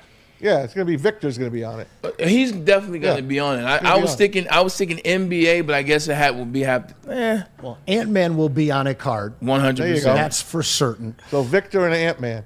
Well, they're not going to be on the same team. Same country, huh? They're not going to be on the same team. Well, that's tough then. Yeah. So, but you look, and the first pick last year. Hold on. Let's say they did it. Let's say they did so that we could cover our butts for this card. Let's say they just did any country. Like, it could be a 3. Like, it could be Ant, it could be Victor, and it could be Jokic.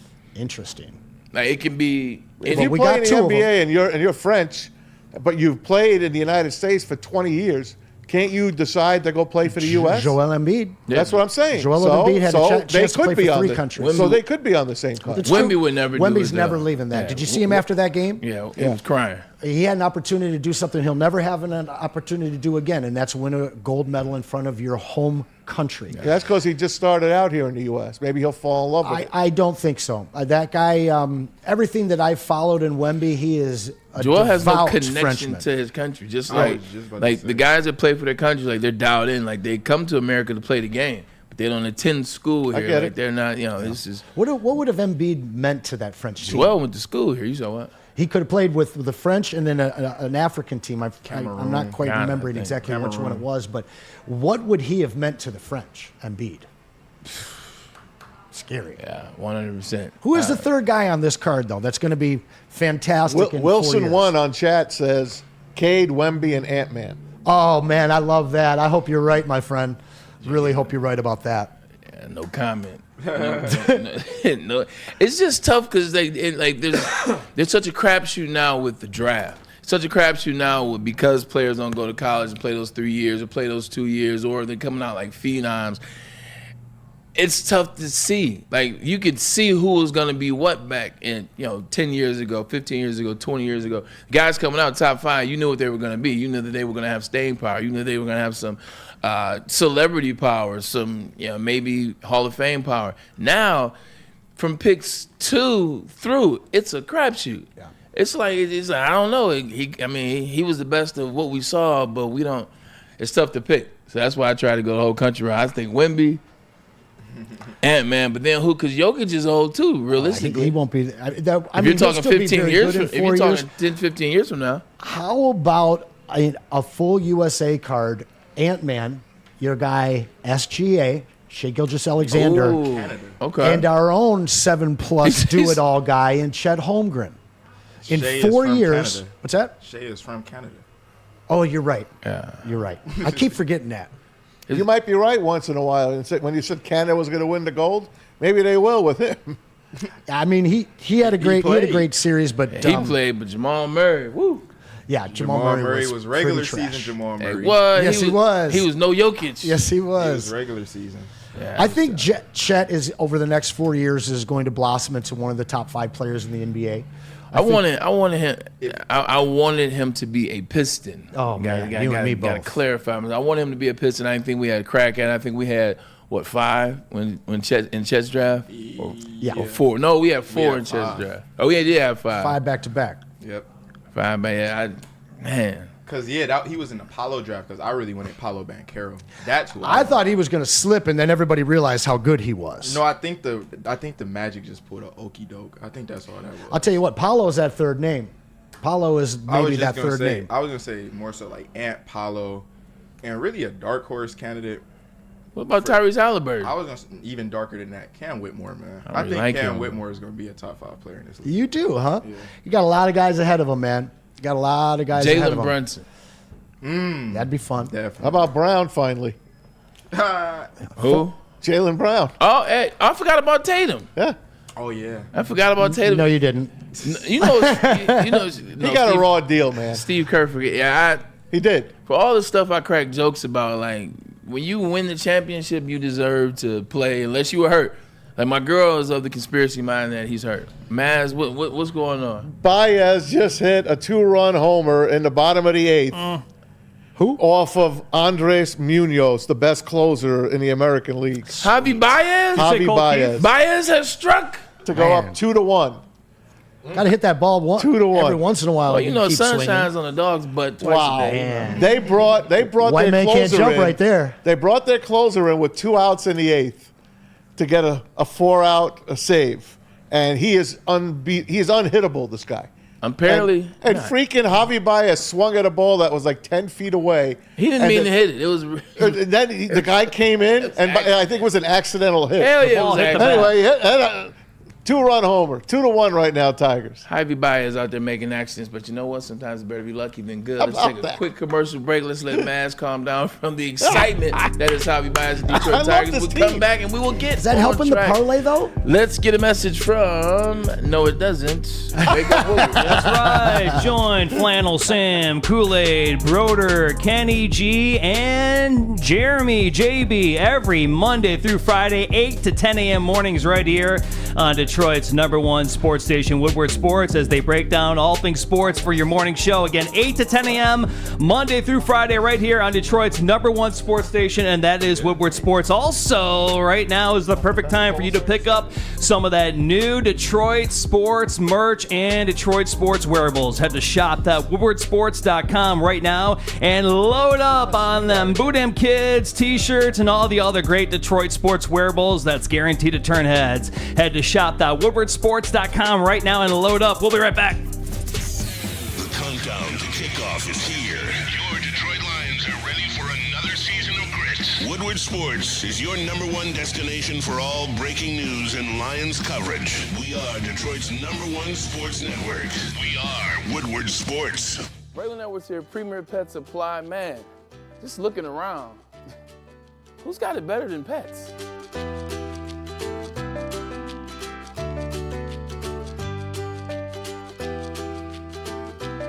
Come on. a baby stroller for Coda.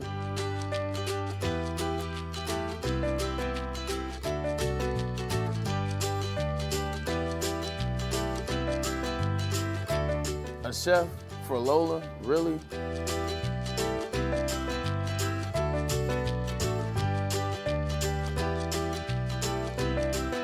You don't have to tell me who the real boss here is. Who's got it better than pets? Nobody, especially here at Premier Pet Supply. For over 30 years and more than 13 locations, Premier Pet Supply has everything that your pet can dream of, and guess what? It's all under one roof. Premier Pet Supply, family owned, operated, and proud to call Metro Detroit home. Check out premierpetsupply.com or scan the QR code today. Who's got it better than pets? Nobody! A network for the city, by the city. Woodward Sports is Detroit Sports. The Ally Challenge presented by McLaren is back August 22nd through 25th at Warwick Hills and Grand Blanc. Be there for PGA Tour Champions Golf, Family Night, concerts, and more. Tickets start at just $15. Get yours at allychallenge.com today. Stop searching for a vehicle and start finding one. Les Stanford Chevrolet Cadillac makes it easy. We harness the power of multiple dealerships and own the biggest selection of GM brands in the area to get you the car you need. With the Les Stanford Group, you'll have access to 4 different dealerships, providing you with more makes, more models, and more choices. We're connected to more than 1,000 vehicles, and with so many high-quality CPO vehicles available, you'll find new car quality at pre-owned prices. You can start and end your search at lesstanford.com today. The most talked about Detroit media by other Detroit media, and we love it. It's the Woodward Sports Network. Let me just say, I love Planet Fitness. Trying out Planet Fitness and dang, they got lots of equipment. Not me getting a Planet Fitness membership just for the 24-hour perk. Listen, the PF Black Card is worth every penny for this hydro massage. I'm a new man. Did y'all know that the PF app has workouts you can do at home? Cheapest therapy I can find is Planet Fitness. All the benefits, all for less. Planet Fitness, big fitness energy for all. It's bear hunting season, and Dan Campbell is hungry for some kneecaps. If you can just get a hold of them and you start dragging their ass out to the deep, dark abyss, you can drown them. The Kings of the North are back for another year of the brand new Lions. Make sure you're locked in to Detroit's #1 sports network for all the news and info on your Detroit Lions.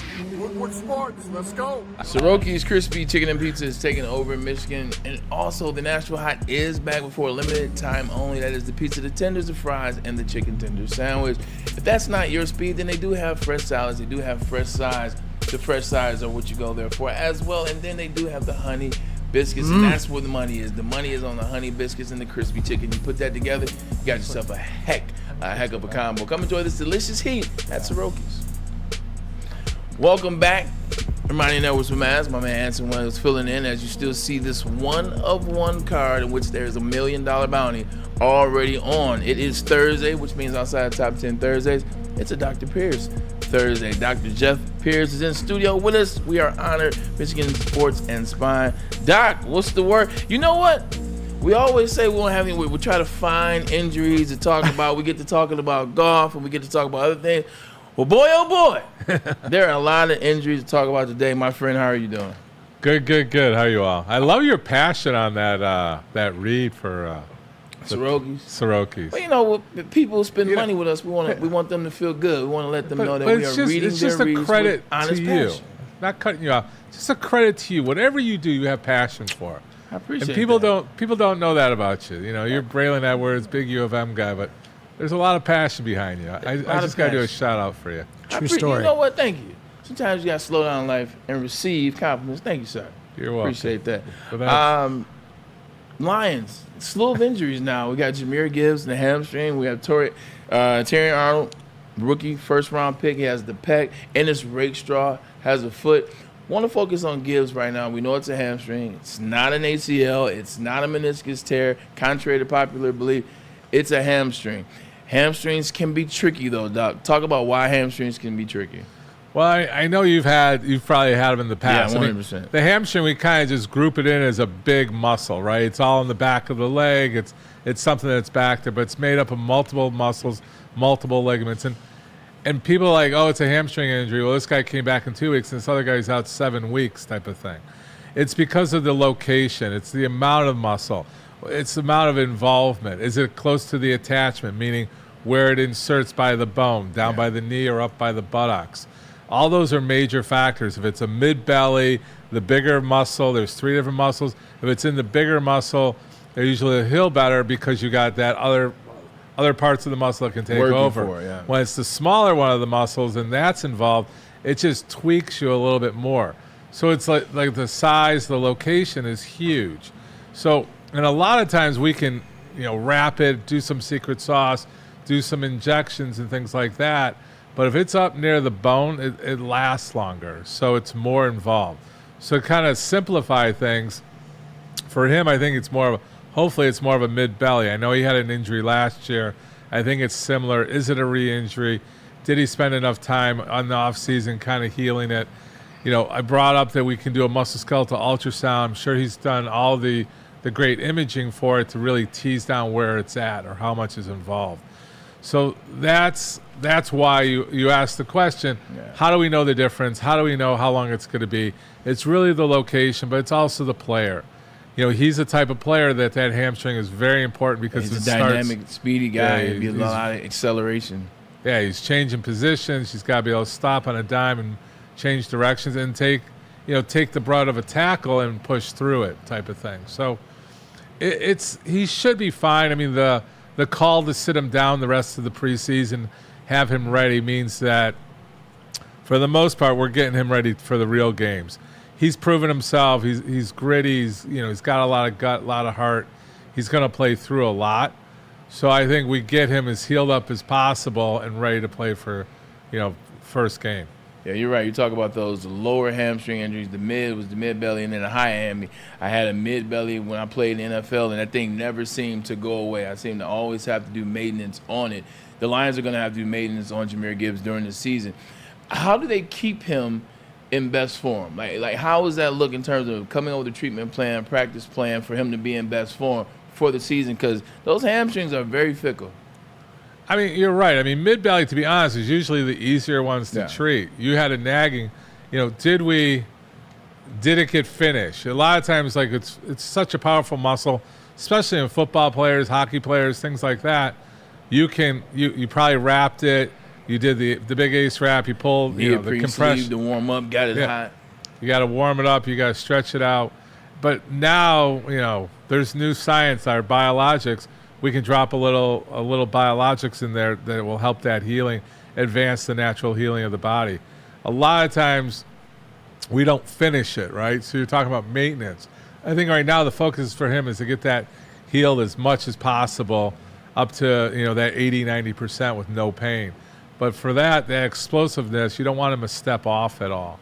So, he's going to be, dynamic warm-ups, cool-downs. He's got a trainer dedicated to him to flex and actually tease out that area so it doesn't get too much of like a tenosynovial, the fluid around it, the inflammation around it's important. Another question for you. The pec. Last year is C.D. Deuce. Early on in training camp, it's Emmanuel Mosley. And now it's young Terrion Arnold, first-round draft pick for the Detroit Lions. Now, he didn't tear it, but he did hurt it. Just talk about the pec and how you injure the pec, how hard it is to injure the pec, and at their different levels, because he's not out for the year, but yet and still the pec is bothering him. There's a lot of pec injuries in Detroit. I know, it's kind of unusual, to be honest.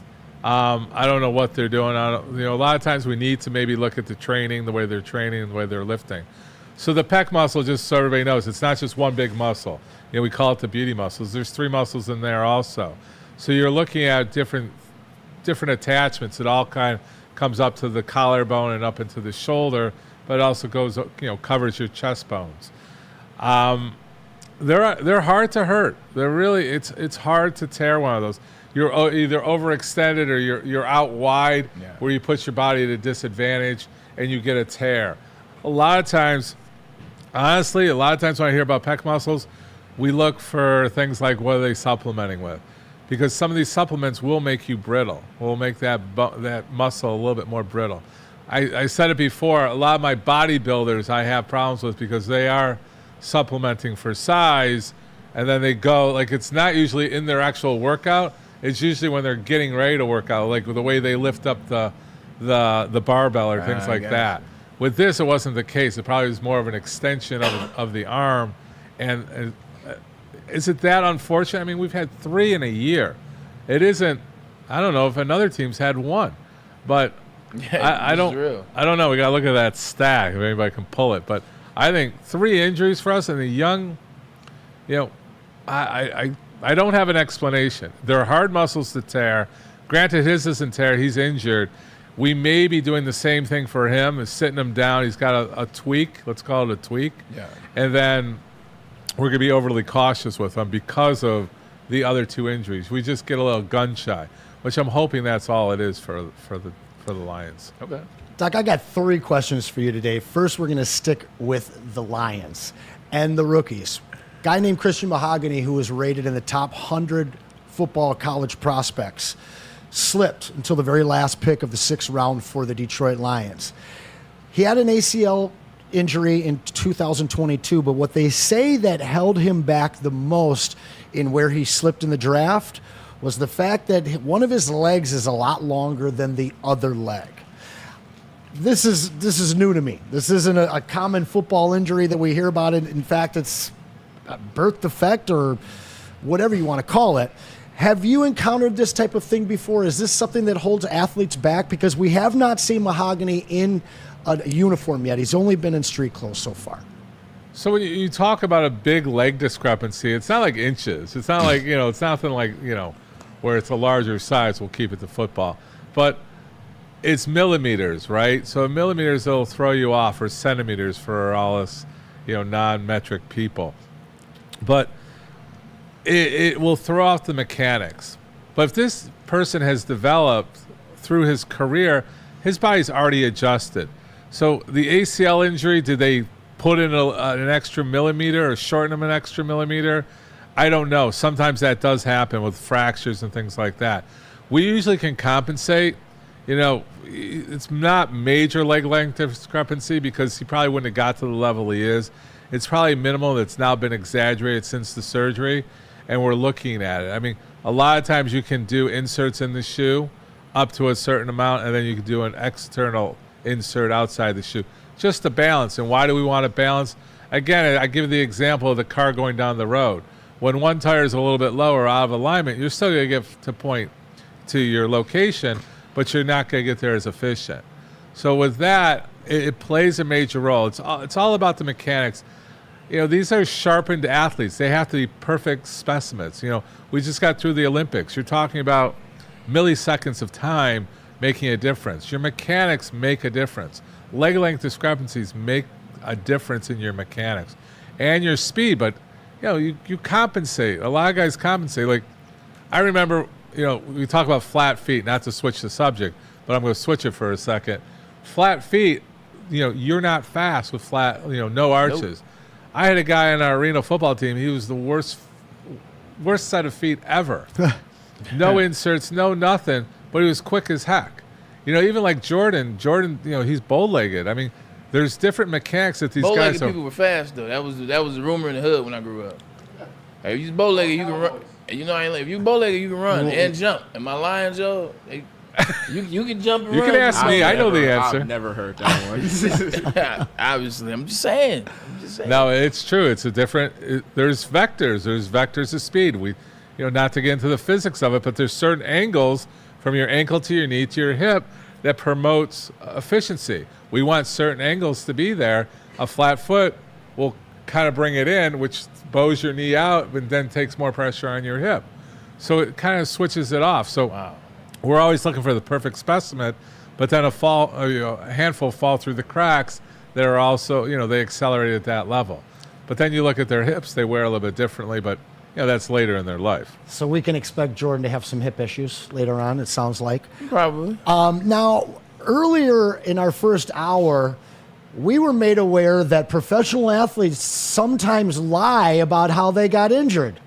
Well, it's not a lie. It's just So somebody was playing basketball to catch you up. Truth. And he hurt himself after a dunk, and he told a half-truth that his dog tripped him. I want to know what the best athlete lie that they eventually were truthful to you. What was the craziest story? I can't. Oh, come on. You don't have to tell who it was. This is very true. You don't have to say who it was. I mean, there's some, even entertainers have done it, not just athletes with me. It's, you get excited after certain games and you're doing certain activities late at night, and you're challenged to do something like jump over something. And, okay, I like it. And you may not make it when you're a little happier than you should be. And solid. There's over 25 plus years. I got some stories. The rock star ones are a little bit better, but I bet. then they confess a little bit quicker than the athletes. I call BS on them a little bit quicker. That's because the rock stars, they don't get doc pay for getting hurt. They still can sing and do the things like football players, basketball, golf, whatever. We get hurt. It's the contract. So, some of the rock stars wear it as a badge of honor too. Yeah, I was going to see the Beastie Boys, and they were with Rage Against the Machine, and they canceled it because I guess Mike Ill somehow broke his leg the day before. Still heartbroken about that. But like 2 years ago? No. It's many years ago. Okay. Years ago. I don't know if I was covering that one. Okay, so I got one ridiculous question for you here. Still in your industry, though. Okay. Your wheelhouse. We had that card up here earlier. All right. Yes. So now there's a new thing in sports cards where people are using CT scanners to scan the boxes, the big like $10,000 boxes of cards, to find out if they have the limited numbers and if they have like, you want the LeBron James. So my question for you, Doc, is a fun one. I used to do that back in the day. What is the least medical use you've ever put a CT scanner to? I don't even know if I can answer that. I've never thought of abusing the imaging. I don't know if I have an answer for that one. So much like they have grading companies, there is a new company that has come out where you send them a box or a sealed pack. And we're not talking about the stuff you buy at Myers. We're talking about the $10,000 National Treasures boxes and stuff. And these people are buying cases, sending them the cases, scanning the boxes, finding what the good ones have, and then releasing the dud boxes and selling them. So it's a thing. It may be a side industry for you, but it's a real thing now with the CT scanners. Wow. Maybe there's a whole new use. How much do they charge for that? Not cheap. An average CT scan for your body is $300. Maybe this is a new way for the imaging company to I'll make send money. you the link, Doc. Doc, you sound excited when you were talking about a NASCAR driver. When you came in, I wanted you to share that story on the air as well. No, I just, shout out. We talked before how we're available, talking about Michigan sports and spying. We're available to Canada. I mean, we have a lot of Canadian players because when I was real big in the hockey, we had a lot of people coming over. And there was just an individual yesterday who came in, a NASCAR driver, who he's trying to make it to I guess it's the B circuit, trying to make it to the A circuit. Shout out to Michigan Speedway. I think they got a big race coming up this weekend. But he went airborne about 8 feet in the air. He got cut off. They were jamming for the last lap, and he got airborne about 8 feet in the air, comes down hard, pelvis, back, the whole thing. So he ended up getting a compression fracture. And the Canadian ER basically said, you'll be fine. Your body will tell you what to do. I'm like, if I got away with that, I'd be happy. But Braylon, you ever jumped a car? What's that? You guys ever jumped a car before? No. Oh, it slams down real hard. Yeah, I mean, going 140 miles an hour, I can't imagine the forces on that. What did he say? What was said? So they gave him a diagnosis, which was accurate, as a T7 compression fracture. Okay. He's like, well, what can I do and can't do? This is he's going to the next level. He's got sponsors. He's got responsibilities. And they basically said, well, you'll know what to do. Your body will let you know. That's very vague.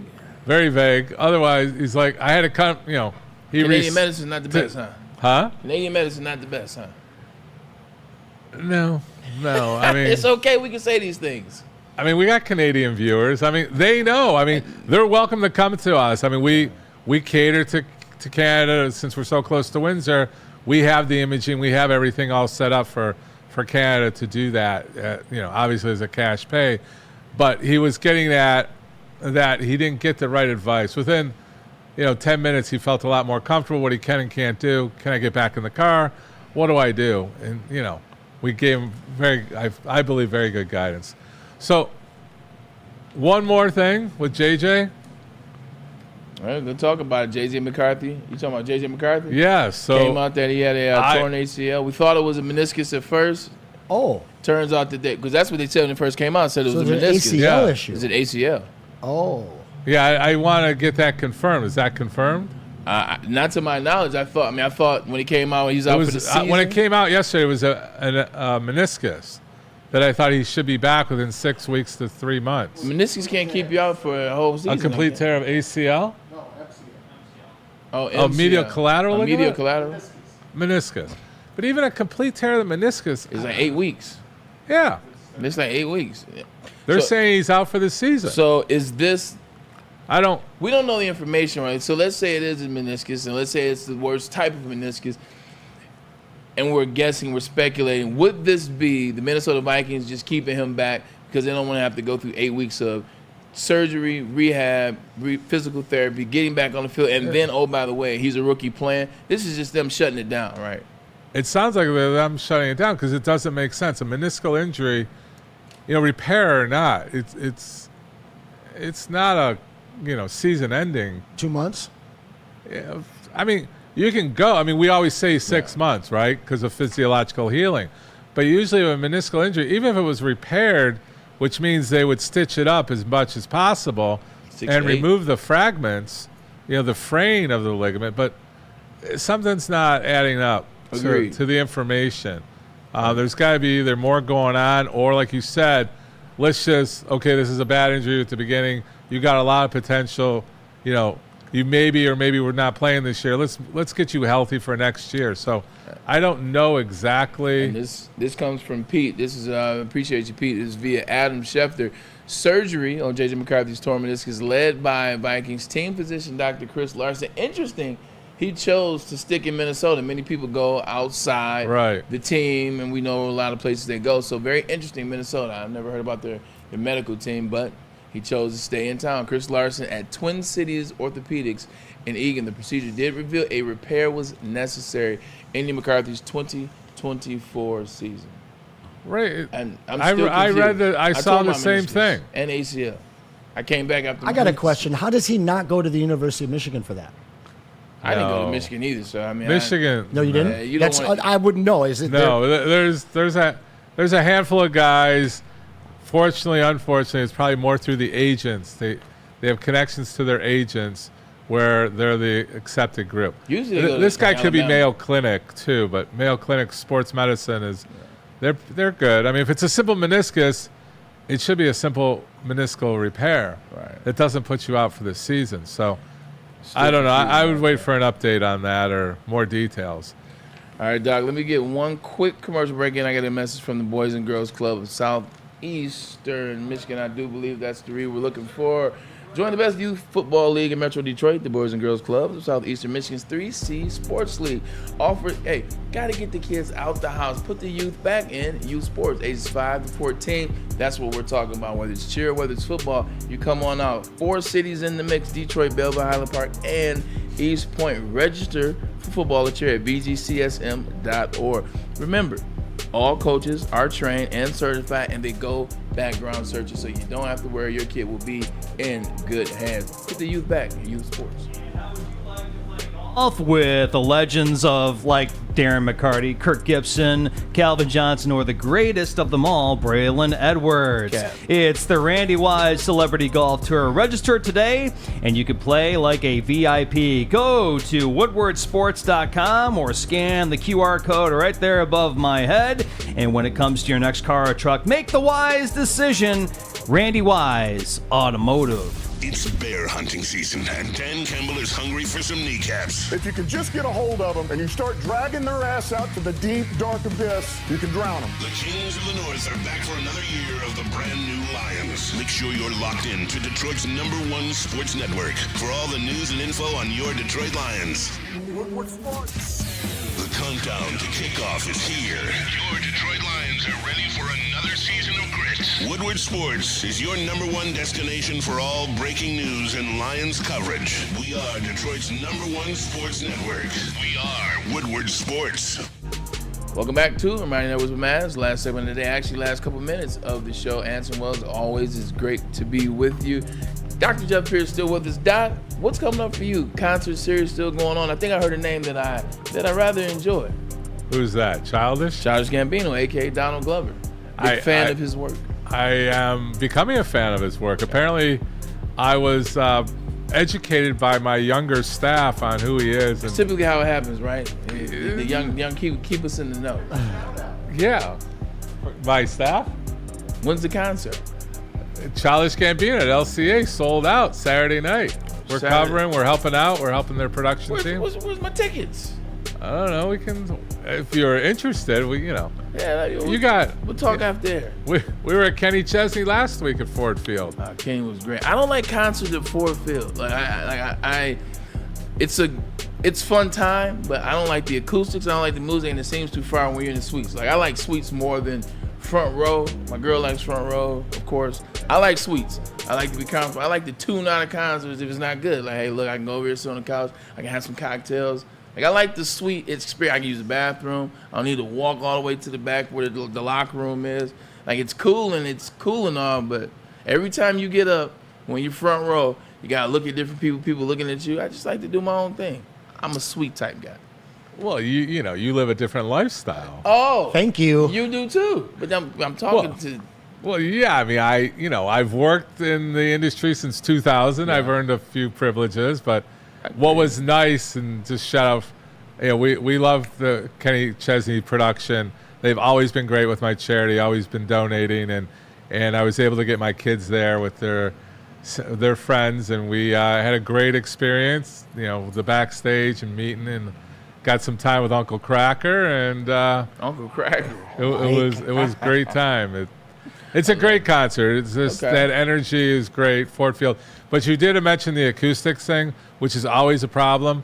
When you start talking with a Kenny Chesney production or people that are used to it, the sound systems are way better now. Okay. But you're right. Before, going to Ford Field was like awful, but now with the visuals and the LEDs and everything else, they're making everybody feel like they're part of the concert, all 70,000 of those people. That's good. But they still don't have that special bathroom for you in the back. That we had to do a little bit of a walk. Yeah.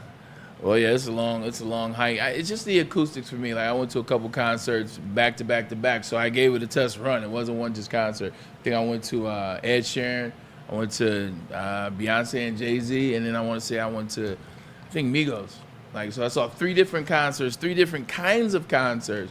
And the acoustics were bad on all 3. That was, 17, 18 maybe? 18, 19? So, but... Wait, when you were 7? No, this is 2017, 18, or 2000. Yeah, no, that's what I'm saying. You go now and you go to like a big production like a Chesney or a Taylor Swift. I guess last year they had to get it right for Taylor and everybody that came. Yeah, no, it's really... the science of that has improved greatly. Right. And the LEDs and what you can see and what you do, you're feeling more a part of it. So don't hesitate to go now. Hey, as soon as the show's over, you got to let me know about the situation with this Childish Gambino. You got one more before we get out of here? I got a couple of updates real quick. We were all right. The Raiders have won in 1976, 80, and 83. Now, of course, those Super Bowls on the calendar year the next year. But last time the Raiders won, they were the Los Angeles. There you go. So you were right. The other one is the news from Australia is the way that Rachel Ray Gunn the breakdancer, made it out of Australia in the qualifier. Nobody showed up. Was because she put her husband in as the deciding judge. Wow. An inside job. Down under. I just don't get how many people were on the judging panel? Just one. Yeah, her husband. It was just him. That's just came in. Her husband was the judge. This is what happened when you lie on your application. All Australia had to say was, you know what, we don't have any breakdancers. Like we can't be a part of this competition. Oh, they got some B-boys down under. They just didn't bring them. Well, they're way down under. Yes, they're way down under. Wow. That's my Australian Pretty accent. good. Pretty good, mate. Jump on the barbie. All right, anyway, we appreciate you guys sticking with my terrible impressions, but always a fun show. Appreciate Joe, Pete, and Noah earlier. Tom Masway's hiding on camera right now. He's excited that the Tigers did get the win. I can't believe. What about the parlay? Tigers got the one. Parlay is done, but I didn't put any money on it. I got to pay you back anyway. We're taking you to lunch. Anson, it's always a pleasure. Doc, appreciate you. This is Ermanni Networks with Maz on Woodward Sports Network. We'll see you later. Take care.